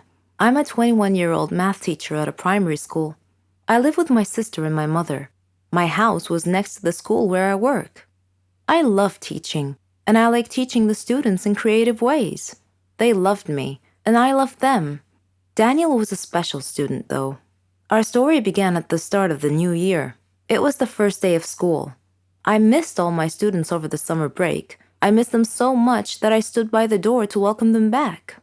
Before I started my first lesson, Mr. Smith, the student affairs officer, knocked on the class door, with Daniel hiding behind his back. Mr. Smith greeted the class and asked them to greet Daniel, but Daniel was too shy and didn't move. So I went over to him to take him by the hand, but he pulled his hand away, which embarrassed Mr. Smith. I asked him to greet his classmates, so he went and he stood in front of the class and he said, "Hello, I am Daniel." Then he went and he sat at the very back of the class. He didn't talk much with the other kids. He didn't like to interact with anyone. Daniel always looked sad, and I thought to myself, he's only 8. What could possibly have made him that way? I tried to get close to him, but he resisted all my efforts. Sometimes he looked like he was hiding some big secret, and later on, I learned what it was. One night, when I was surfing the social media, I came across a horrible news story about a jealous husband killing his wife and another man right in front of his son. The child had been none other than my new student Daniel. Reading that sad story, I started understanding why Daniel was acting that way. I decided to try brightening his life a little. Every day, I would buy a small present and put it on his desk. At first, it had no effect, but slowly he came to love that. During break time, I would sit beside him and we would share food together. I would get him involved in class activities. On his birthday, I arranged a surprise party with his class, his grandmother, and myself. He was so happy that day. After the party, he hugged me and he told me that he loved me. I hugged him tightly. He was not just a student to me. I treated him like he was my own son. He told me that he wanted to call me mother, and that made me so happy. After his grandmother died, he came to live with me. We faced a lot of problems together, but I followed his success in life with pride. Daniel is all grown up now. He's graduating from the Faculty of Engineering. I am so proud of what he has made of himself. Hi, my name is Laura. I'm 23 years old, and I teach art. I recently got married to the love of my life, Norman. I considered him my friend, my brother, my son, and my husband. We loved to prank each other, even after we got married. For instance, one time, I turned off all the lights in the apartment, dressed up as a monster, and scared the living daylights out of him when he came back from the store. Another time, he damaged my car. I put mayonnaise on his toast. I did worry sometimes that our jokes might go too far. I mean, he did get really mad at me once. He stopped talking to me for 2 days, even though I apologized profusely many times. After that, our pranks sort of stopped. I figured our pranking days were over. About a month later, I returned home to find a letter on the floor. I opened it and read it. If you don't pay us 100,000 by Friday, we will kill Norman. I smiled. Norman was pranking me again. When he returned home, I hugged him and showed him his prank letter. He read it carefully, and his brow furrowed. He appeared seriously frightened and swore that this was not part of any prank. He told me that we needed to leave town as soon as possible. I asked him why, and he told me that before he married me, he had stolen a gold statue from a motorcycle gang. I asked him why he couldn't just return it with an apology, and he told me that the statue was worth a lot of money and could make us really wealthy. That night, an armed masked burglar broke into our apartment and confronted us with a gun. He said to Norman, "Hello, Norman, long time no see. You need to choose between the statue or your wife. Choose now." Norman was hesitant. Then he steadfastly said, "I can't give up the statue. Take my wife." The masked man turned towards me. He pointed the gun at me in a threatening manner. I was frantic. I was staring at Norman in shock. Suddenly, the masked man ripped off his mask. It was Keanu, Norman's brother. Norman sat down, laughing so hard he could hardly stop to breathe. Between laughs, he said, "This is payback for the last prank of yours. I was so mad at him that day, but it's all right. He doesn't know what I have planned for him." You know, sometimes the truth is even stranger than fiction, especially if you had a dark secret in your life that would put you in danger if it were exposed. Such was my case, and this is my story. My name is Charlotte, and I'm 17 years old. I live with my mom. My dad passed away before I was born, so my mom had to raise me all by herself. My mom knew everything about me. My school studies, my friends. She had certain rules that I was supposed to follow, like eating outdoors was forbidden, and I can't be friends with someone unless she knew everything about them first, and so on. I thought these rules were somewhat paranoid, and I asked her why she placed such restrictions on making friends. Her reply was simply that you can't trust anyone nowadays. But that wasn't a very satisfying answer, and when I asked her what it meant, she didn't say anything further. As I was growing up, these rules mystified me even more, and I couldn't help but wonder if they had anything to do with my father, whom I knew nothing about. Mom always said he was a troublemaker, and she told me that everything would be clear to me in time. One holiday, I joined a new band. We held a lot of concerts. It was the best. I was good at playing music and singing. When we went camping, we met some students from other countries. We made a lot of new friends and had fun together. We even had a chance to increase our band's fame and reputation. After our first performance at camp, an Asian girl approached me. She hugged me, saying, "Charlotte, I missed you a lot." Taken aback, I asked, "Do I know you?" She surprised me again by saying, "Don't you recognize me? I'm Mary, your friend." I smiled and replied, "You must be mistaken. I don't know you." After insisting that she was indeed my friend, she excused herself and ran back to join her friends. Weird. Though, now that I think about it, I have often had an eerie feeling that someone was watching me wherever I went. I tried to shake off this feeling many occasions, but I never could.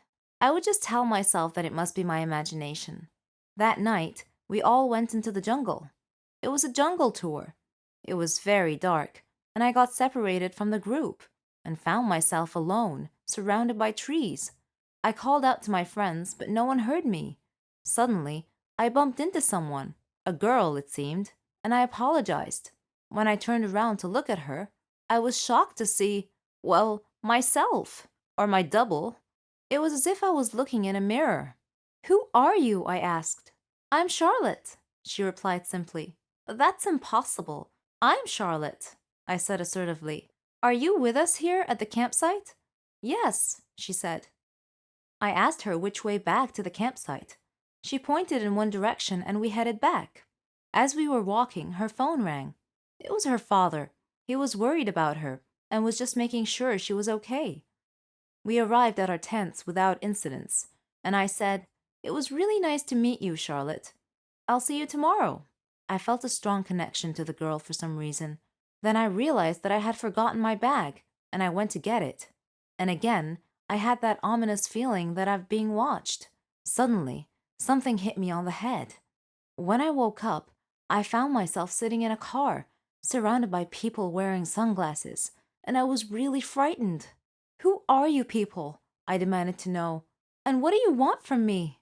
One man told me that my dad was the reason they kidnapped me. When I told him that my dad had died a long time ago, he just laughed. Then he sprayed something on my face and I lost consciousness. When I woke up later, the other Charlotte was tied up beside me. One of the men seemed confused, seeing two of me, and he asked his boss which of us was the girl they were looking for. Suddenly, I heard someone shout, "Freeze! Don't move!" The police had come. They came out from the tree line. Surrounding the car, they arrested the men. Then they untied us both. Someone appeared looking very worried. The other Charlotte started coming too and asked where she was and what was going on. Then she saw her dad and she ran to him. Her dad then looked at me and asked for my name and my mother's name. When I told him, he said he knew who I was and said to send his regards to my mom and to tell her that he was still keeping her secret. Then he gave me a medal and hugged me, saying that he wasn't sure if we would ever meet again. I was still staring at him, looking confused, so he smiled and he asked me where my father was. And I told him that my father was dead. And then he said that that was their agreement. He and my mom, that he was only trying to protect me and the other Charlotte, who happened to be my twin sister. He said he got into some trouble in his line of work. Some people threatened to kill us, so he and my mom decided to split us up. She took you, and I took your twin sister, he said. We did this to keep you safe. I named your twin Charlotte, just the same as you. I was still feeling a bit overwhelmed at this point. This was preposterous. I couldn't believe it. Suddenly, I heard someone calling me. "Charlotte, wake up! It's time for a trip. You must have been having a nightmare because you were screaming." I woke up to find myself in the tent with my friend. When I went outside the tent, I stopped. Right in front of me, staring me in the eyes, was a girl who was my mirror image. Hey, my name is Monica, and in 5th grade, we went to the Orlando Science Center for a field trip. I was excited for multiple reasons. 1, I was a huge science lover. 2, my teacher was an absolute bully whom I hated. and luckily could get away from for most of the day. She would make up lies and get me in trouble with my parents and then smirk the next day when she saw bruises on me. But lastly, I had found out that the day before my crush and I were going to be in the same group of 7, guided by a parent known for not caring too much about what you do as long as you don't die. My crush Sam was absolutely beautiful. A sweet boy who was blessed well by puberty over the summer. His shoulders wide, his waist slim, his hair was a brilliant ginger shade, complemented by his jade green eyes and cute dark freckles, carefully painted across the bridge of his nose. He was quick on his feet and just as quick to make a joke. And let's be honest, who can resist a cute redhead, boy or girl? Not me. We get off the bus, and Sam and I immediately dive into the beauty that was the Orlando Science Center. I had no idea he was a fellow nerd. We were casual friends, enough not to make things awkward, but not enough to know much about each other. So discovering he adored science was great for me. I remember messing with pulley systems with him, venturing through the human body floor and making terrible puns along the way. He rubbed his hands along the giant ball of electricity on one floor and immediately rubbed it on my head to try and get my hair to stand on end. And I couldn't help but notice how his hand stayed on my collarbone a bit too long after. Lunch came and I looked at my stomach was fluttering the entirety of the trip and I could even fathom eating with how jittery it was. Mrs. Sargent, my bitch-ass teacher, demanded to know why I wasn't eating, and was unsatisfied by I'm not hungry. You won't get to leave the room until you eat something. Everything. The planetarium is next. You better eat if you want to go and see the movie, she sneered, and stuck to her words, forcing me to down the raisins, I hate them, and chocolate milk, I'm lactose intolerant, but finally I was freed, back to an excited Sam. Now, for anyone who does not know what a planetarium is, it's a giant dome-shaped theater. Imagine walking outside, looking up, and the sky was playing A Bug's Life or something. It was just like that. It was absolutely beautiful. This trip included a showing about the stars above, the constellations, light pollution, all the fun facts. Sam was a huge space lover, planned on working at NASA eventually, and succeeded last time I checked Facebook, and was entirely geeked out about this showing. I was inspired by his love for it and became excited as well. I simply wanted to watch him fawn over the showing. It's too cute when people do that. We found our seats and we were immediately plunged into a darkness I didn't even know was possible. I sat back in the uncomfortable chair, encased in the crazy spins and stomach-lurching turns as the show shot us through the cosmos. The narrator had a smooth, deep voice similar to the great Morgan Freeman himself. But it couldn't trump the soft squeaks my crush expelled as he whispered space facts to me, the cool tip of his nose touching my blushing cheek. He was so close, going on about black holes, tying it all off with an excited, "Isn't it amazing?" whispered in my ear. I mumbled an agreement, my stomach full of butterflies, threatening to burst through the show and disrupt everything. Was it too hot in there, or was it just me? I finally worked up the courage to look at Sam, noses touching. The scene around us lit with thousands of stars, gently illuminating his face, yet reflecting brilliantly in his eyes. After a moment he whispered, "I think it's beautiful." And I could tell he was not talking about the stars. He moved, millimeters being covered at a snail's pace closer to my mouth. This was going to be my first kiss, and I couldn't imagine a better scene as a kid. Just me, a cute boy, and a sky full of stars. I was so excited. I could feel nerves build up in my throat and the butterflies in my stomach. Wait, no, those were not nerves. Instead, I proceeded to retch, causing Sam to lean away before vomiting in his fucking lap. The heat, fluttering stomach, all the beginning of a stomach bug, which was given fuel when I ate lunch. I vomited in my crush's lap, guys. I honestly hope Sam doesn't remember me like ever. To those asking, I remember this in detail because not only was it so goddamn traumatic, but it was one of the best days of my life as well. It ignited a love for science for me, plus, who could forget an entire day you got to spend with your crush? And yeah, I stalked him on Facebook to see what he does now. Nothing too major, if I remember. He actually simply works at the NASA Visitors Center, helping hosting school trips and stuff, but he still sort of followed his dream. I think the person who invented horror movies must have had real psychological problems. What benefit is there spending hours watching vampires, werewolves, decapitated heads with arteries spurting blood? Horror movies are just a waste of time, and I'm sick of constantly seeing them on TV. Do you think these horror movies affect our heart and nerves? Will they somehow bring about our deaths in due course? My name is Melina. I am 15 years old. My mom died during childbirth when my brother Martin was born. It was my responsibility to take care of him. My friends called me Melina the Horrible because I really hated horror movies. Even if they only had a smattering of corpses, scary monsters, an insane madman wearing masks and stabbing people at random acts of cruelty. Creators of these movies had to be deranged. We really don't need those kinds of movies. There's enough cruelty and misery in the real world as it is. They did humanity no favor. My friends all made fun of me. They said I was just a coward. But that wasn't it. They just don't get it. It was impossible for them to change my mind, though, but they never stopped trying. Then, one day, I had to face a horror that was all too real. Before that day, I was preparing to submit a drawing for the school exhibition. I had worked on that drawing for more than 2 years.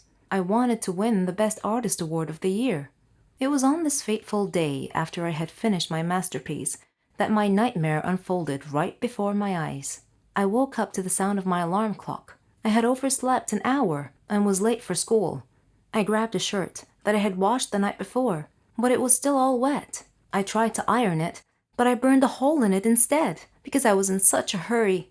I was literally running out of time, so I grabbed a t-shirt instead. I packed some breakfast in a bag, took my drawing, and ran to school. I was so focused on rushing to school that I didn't notice the mud pile up ahead, or the car coming from the side road, until it drove right through the puddle and splashed muddy water all over me. Well, at least my drawing was safe. Finally, I got to school, but the outside door was locked, and I couldn't get in. Frantic, I knocked on the door, and the school security guard looked at me through the small hole in the door. I told him that I was late for the exhibition and needed to get in quick. He looked at me with suspicion, but thankfully he opened the door. The principal was standing there with him, eyeing me through her thick glasses and asking me why I was so late. I told her that I was running late for the art exhibition and that I couldn't speak now, but that I would come to her office afterwards and fully explain myself. Without a moment to lose, I headed towards my classroom. Suddenly, I heard a sound as if the herd of elephants were coming my way. The lesson had just ended. Everyone was moving to their next class. I was like a pebble tossed in stormy seas, jostled right and left. Then the flood hit my drawing, carrying it downstream only to fall on the floor and get trampled on. I watched in shock as the whole disaster happened. I spent the rest of the school day sitting quietly at my desk. I didn't do any classwork, didn't feel like talking to anyone either. At the end of the day, after all the students had gone home, I was sitting alone in the schoolyard, watching the sunset.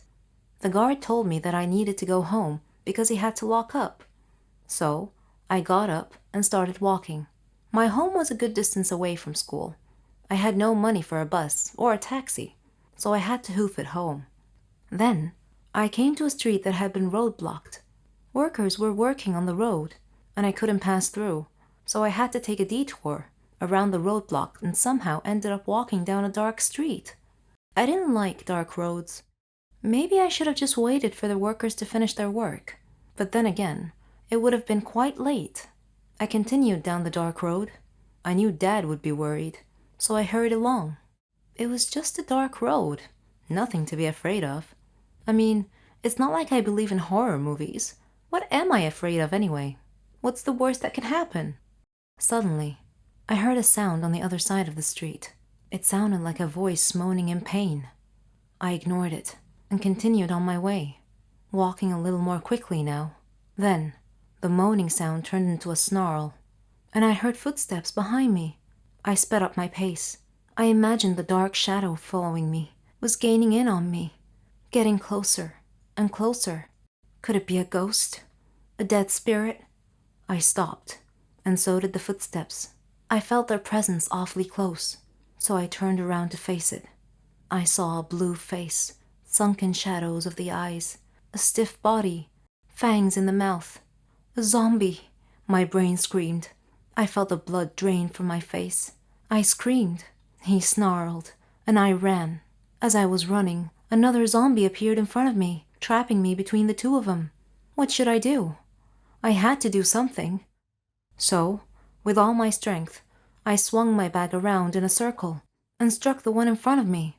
He fell to the ground, and I ran past him, and I heard snarling again on the other side of the street. This must be a dream, I thought, but unfortunately, it was all too real. I kept running. Groups of zombies were gathering everywhere. Their appearances were disgusting and terrifying at the same time. I never want to see horror movies, but now they had decided to come to me instead. I ran, fell down, got back up, and ran some more. The street seemed really long. Suddenly, I saw a huge zombie crossing the road and getting in front of me. He was larger than the rest and had large hunting knife stuck in his head. I screamed and fell down, slowly moving backwards, trying to keep my distance from him. Soon, I was surrounded by two of them again. This really wasn't my day at all, and it was going to end up with me being zombie meal. I thought of Dad and my friends and what they would think about me being eaten by the thing I despise most. Zombies broke out through the hedges and surrounded me. The big zombie pulled the knife out of his head and prepared to stab me, but I made the heroic effort and grabbed the knife from his hand and stabbed him with it instead. But the knife crumbled. It was paper, and unexpectedly, all the zombies gathered round and removed their faces, and all my friends shouted, "Happy Halloween!" I was angry and mortified, and relieved. They praised me for my courage and apologized for pranking me. They had told passers-by to avoid this dark street so that they could pull their prank. They even enlisted some volunteers to help them with the prank. I was still in mild shock, waiting for my breathing and heartbeat rates to return to normal. To comfort me, they presented me with a zombie doll as a memento of this night. After I finally got home, I told Dad about the whole thing, and he rolled over the floor laughing. I was so glad this day was over. I was right. None of it was real. Just that second, something made me glance at the zombie doll, and it turned its head to stare at me. Hello, I'm Sarah. Ever heard of a phobia before? Don't worry, it's not contagious or anything. It just means you're scared of something in particular. Places, people, things. I have a phobia, but I don't like to talk about it, and I definitely don't want to be seen in that state. I was in my second year at college. I had been very busy that semester because we had a lot of assignments, and it was fine. I mean, I liked studying and completing tasks, but I was never a nerd or a geek. No. I like to dress nicely too. I have my own fashion and style. It wasn't easy making friends though. There were two types of people at my school. Smart nerds who couldn't care less how they dress, and complete airheads who dressed nice. I didn't fit in either one of those groups, so I basically kept to myself until one day I got assigned to do a task with a girl and a boy, Jane and Kyle. They didn't look nerdy at all, and I thought to myself, oh great, looks like I'll be doing all the work. But when we started talking about the project, they didn't just sit there or toss ridiculous retorts. All three of us were having an actual conversation about the topic. I was so thrilled. It finally seemed like I belonged somewhere. We became friends and did everything together. We could tell each other anything. Well, not everything. I had one secret from my friends. I never told them I had a phobia. Anyway, a year later, Jane moved to Germany with her parents. She was going to finish college there. So it was just Kyle and I now. All through college, we were the best of friends. We even did our graduation project together. On graduation day, Kyle and I were supposed to go out for dinner. He wouldn't tell me where, said it was a surprise. And what a surprise it was. He had picked the highest tower in the whole city to eat dinner at the very top. I don't have a problem with high places in particular. In fact, I'm sure I'll love the view if I ever make it to the top. No, I had a problem with the elevator. A phobia, to be precise. So we were standing at the base of the tower, and Kyle was happily listing all the great features and restaurants up there, but I didn't hear any of it. I was too busy fretting, frozen to the spot, desperately trying to find a way out of the situation. I couldn't say no to Kyle, who was all excited to go up the tower, so I clenched it in and tried my best to stay calm. We got in the elevator, and the doors shut. I couldn't control what came after that. I was terrified, screaming and shouting hysterically, banging on the walls, then falling to the ground. Of course, I don't actually remember any of it. Kyle told me later on. The last thing I remember was the elevator doors shutting close. When I came to, I was at the hospital. Kyle was sitting by my bed looking worried. When he saw that I woke up and that I was feeling fine, he started laughing at me, saying, "Why didn't you tell me you had a phobia?" I felt ridiculous and started laughing too. And then, out of nowhere, he proposed. It was his plan all along, although he pictured it at the top of the tower. All that happened 3 years ago. We're married now, and we have a baby girl. I'm being treated for my phobia. It's not completely gone, but I'm way better now. Apparently, hiding my problems never solves them. I'll have to face them, sooner or later. I don't follow the news much. International crisis, crimes, kidnapping, all these things just fill me with dismay. It's as if our world is a dangerous jungle. And I don't like that feeling, because I'm a peaceful girl who likes to avoid trouble. Little did I know that my peaceful world was going to be shaken by one of these sad events.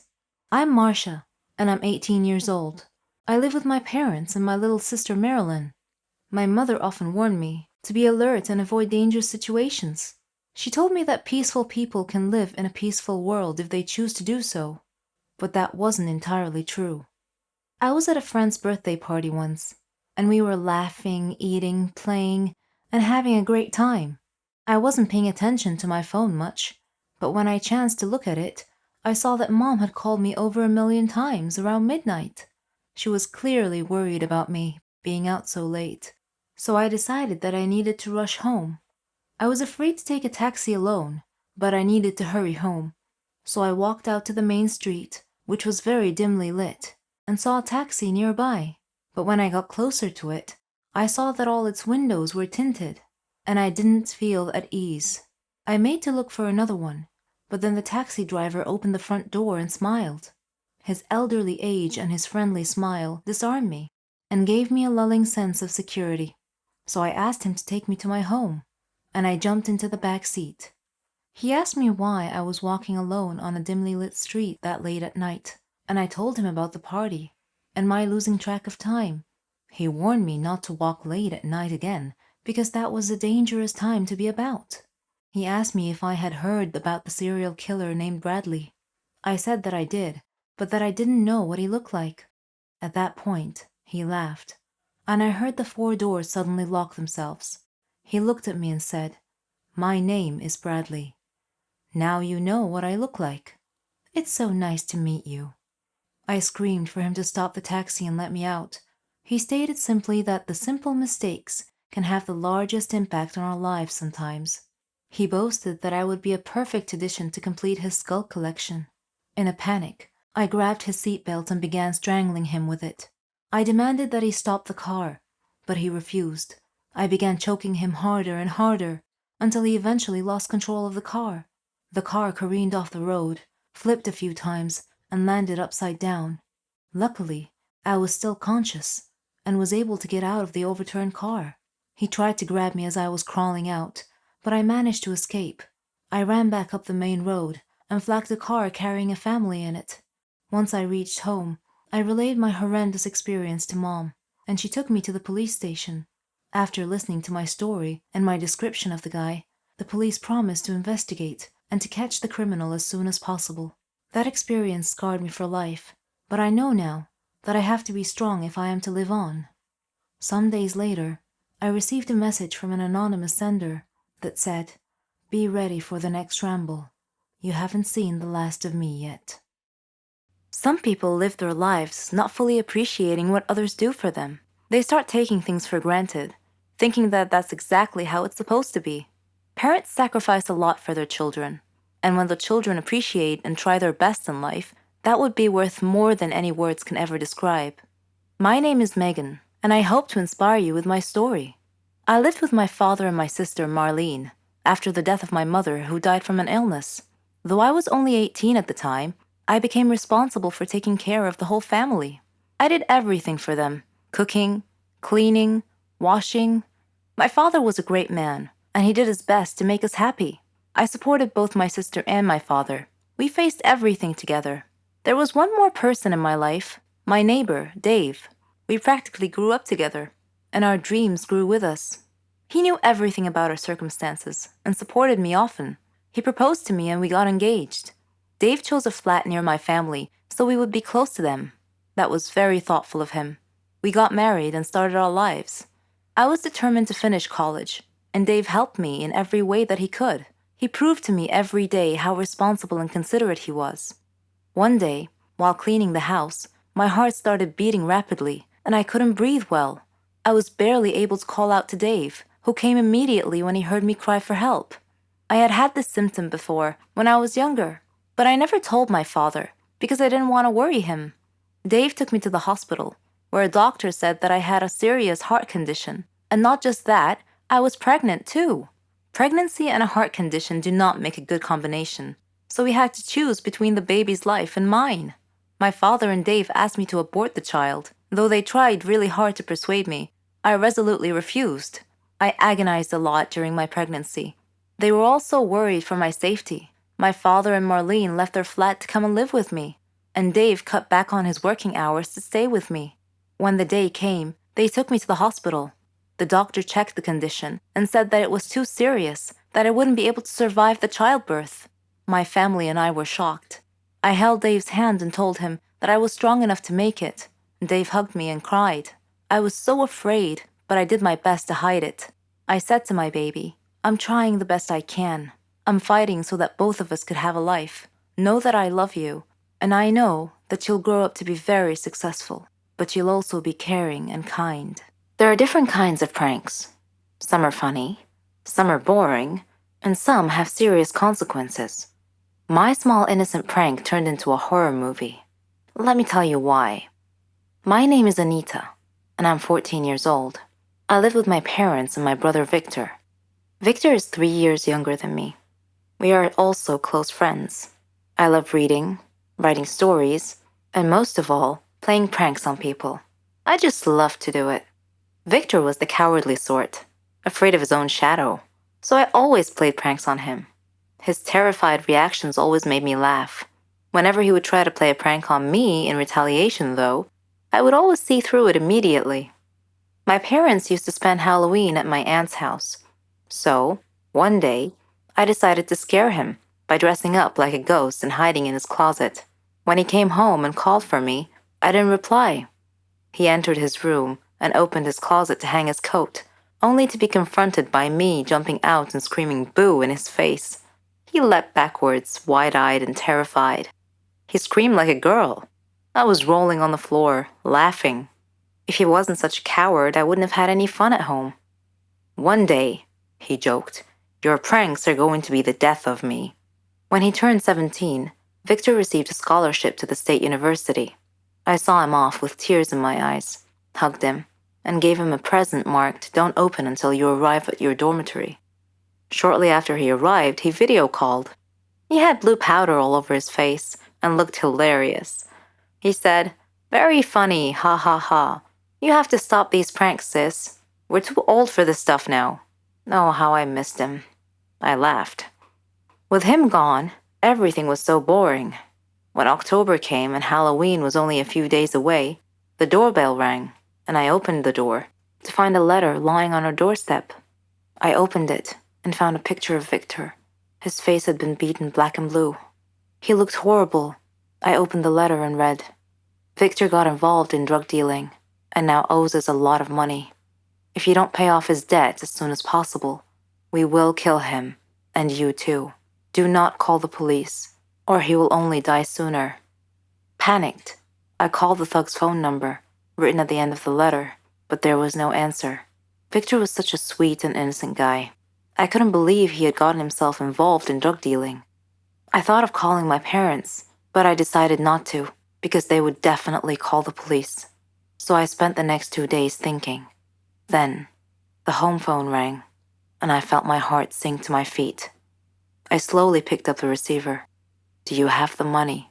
the caller asked in a cold voice. "I need more time. I don't have that much money," I pleaded. The voice replied, "You seem to think we are joking. Okay, the next photo we send you will be that of your brother's dead body." He said that, then he hung up the phone. My stomach wrenched. I felt sick and tried to call my parents, but I couldn't reach them. The next day, I heard a knock on the door, and when I opened it, there was another note lying on the doorstep. It read, "The angel of death comes today." My parents were at my aunt's. I was alone and didn't know what to do. I closed all the windows and curtains and locked all the doors. I turned off the lights. At the stroke of midnight, I heard a noise outside my house. I peeked out a window and saw a man, all in black, in my front yard. He was walking towards the back of the house. Shortly after that, I heard the back door open. I ran and hid myself in the closet. Eventually, I heard my bedroom door open slowly. I heard footsteps walking around my room, as if the intruder were searching for me. Suddenly, my closet door opened. I panicked, pushed the masked intruder, and dashed out of my room and down the hall to the dining room. Victor's decapitated head was on the table. Oh my God. My last thought before I fainted was that if the drug dealers were going to kill me too, just as they promised. Goodbye, life, I thought. When I woke up, I saw my parents and Victor, dressed in black. They all began laughing hysterically. Angry, I snapped. "What's going on? Why are you all laughing? This isn't funny." Victor confessed between laughs. "It was just a prank, sis. And you should have seen the look on your face when I opened the closet door." From that day on, I never played pranks on anyone ever again. Being famous is a dream for most people, but achieving this particular dream is not easy. It takes a lot of perseverance, and maybe even some luck. Listen to my story. My name is Rona, and I'm 18 years old. I live with my mom and my sister. My dad passed away long ago. We live in a very poor neighborhood, where drug dealing and death are everywhere. My mom is a nurse, but even so, her salary is barely enough to make ends meet. I have always wanted a better life. I often admired famous people, like singers and actors, and I imagined myself living in their world of fame and glamour. What I would give to be a famous person like them. I had a dream. I wanted to be a clothes designer or a fashion model. I would draw different styles of clothes and stand in front of the mirror, posing like a model. I just knew that my clothes would fit perfectly. But here's the thing. I wasn't thin enough to be a model. This was the obstacle between me and my dream, so I decided to go on a diet while searching for a job. One day, I read the news about some famous clothes designer and learned that a fashion show was going to be held near my area soon. Within a week, they would be holding an audition to select some local models, so I saw an opportunity to enter the competition, get selected as a model, and make my dream come true. I did everything I could to lose weight. When the audition day came, I tried to get in the fashion show, but the security guards wouldn't let me pass because I looked too ordinary. So I went home, dressed up like a princess, and then returned, looking more important. I was allowed in. I saw many fit girls with nice slim figures. They were so beautiful and seemed so enthusiastic about the audition and their chances of being selected. I felt like I was watching a fashion magazine photo shoot. I signed up for the audition. One by one, the girls performed in front of the judges. Some came out sad, and some came out ecstatic. After seeing this fierce competition, with many beautiful girls being turned down, I lost hope and turned around to leave. That was when I bumped into a woman. Her name was Linda. I excused myself and said, "I'm sorry, I wasn't paying attention. Linda replied, "It's okay. Are you one of the competitors?" "Yes. I wanted to. But seeing all these beautiful girls, I don't think I have a chance. Goodbye." "No, you shouldn't give up so easily," she said. Her kind manner persuaded me to turn around and try out for the audition anyway. As I walked onto the stage, I noticed that Linda was one of the judges. She winked at me as our eyes met. I did my best. Once my audition was over, I looked at Linda, and she smiled and gestured with her head that I had done well. However, one judge told me that my performance was good, but my figure was not. I needed to lose more weight. Linda told me that I was put on a list of potential models with the stipulation that I could re-audition if I lost more weight, so I buckled down and really hit the diet hard. I began starving myself. Mom felt miserable watching what I was putting myself through. I managed to lose about 40 kilos. Unfortunately, I had become so thin so quickly that my health began to suffer. I started feeling depressed and even got dizzy at times. When the next audition day came, I entered the audition room and once again met Linda. She looked at me with worry on her face and said, "What have you done to yourself?" "You told me to do my best, so I did," I said. I walked onto the stage. The judge who had told me to lose more weight saw me and was shocked. He asked me, "How were you able to lose so much weight so fast?" When I began my performance, my weakness caused some dizzy spells, which caused my modeling motions to be unsteady and awkward. Linda was clearly worried. As she watched my performance, as if she expected me to fall at any moment, the judges gave me poor marks, and I was rejected as a potential model. I was greatly disappointed because I had tried so hard. I said to the judges, "But I followed your instructions and lost more weight." The one judge said, "Yes, you lost more weight, but then you let your performance suffer as a result." Then I passed out and woke up later in a hospital bed. Mom and my sister and Linda were waiting at my bedside. I asked them what had happened. "You're too weak. You fainted on stage," Linda explained. Suddenly her phone rang, and after she answered and listened for a moment, I heard her say, "What? Oh no." After she hung up, I asked her what had happened. She told me that the plane carrying the judges and the competitors had crashed. There were no survivors. They would have to start the whole competition and selection process all over again. Though I was saddened by the tremendous loss of life in the plane crash, I chose to interpret this as a sign from above that I had another chance to achieve my dream, that I should not give up. With Linda's guidance and advice during my rehabilitation program, I was able to achieve an optimum weight with good health. Fate and my perseverance had given me a second chance, and I would not waste it. I am now ready and determined to try again.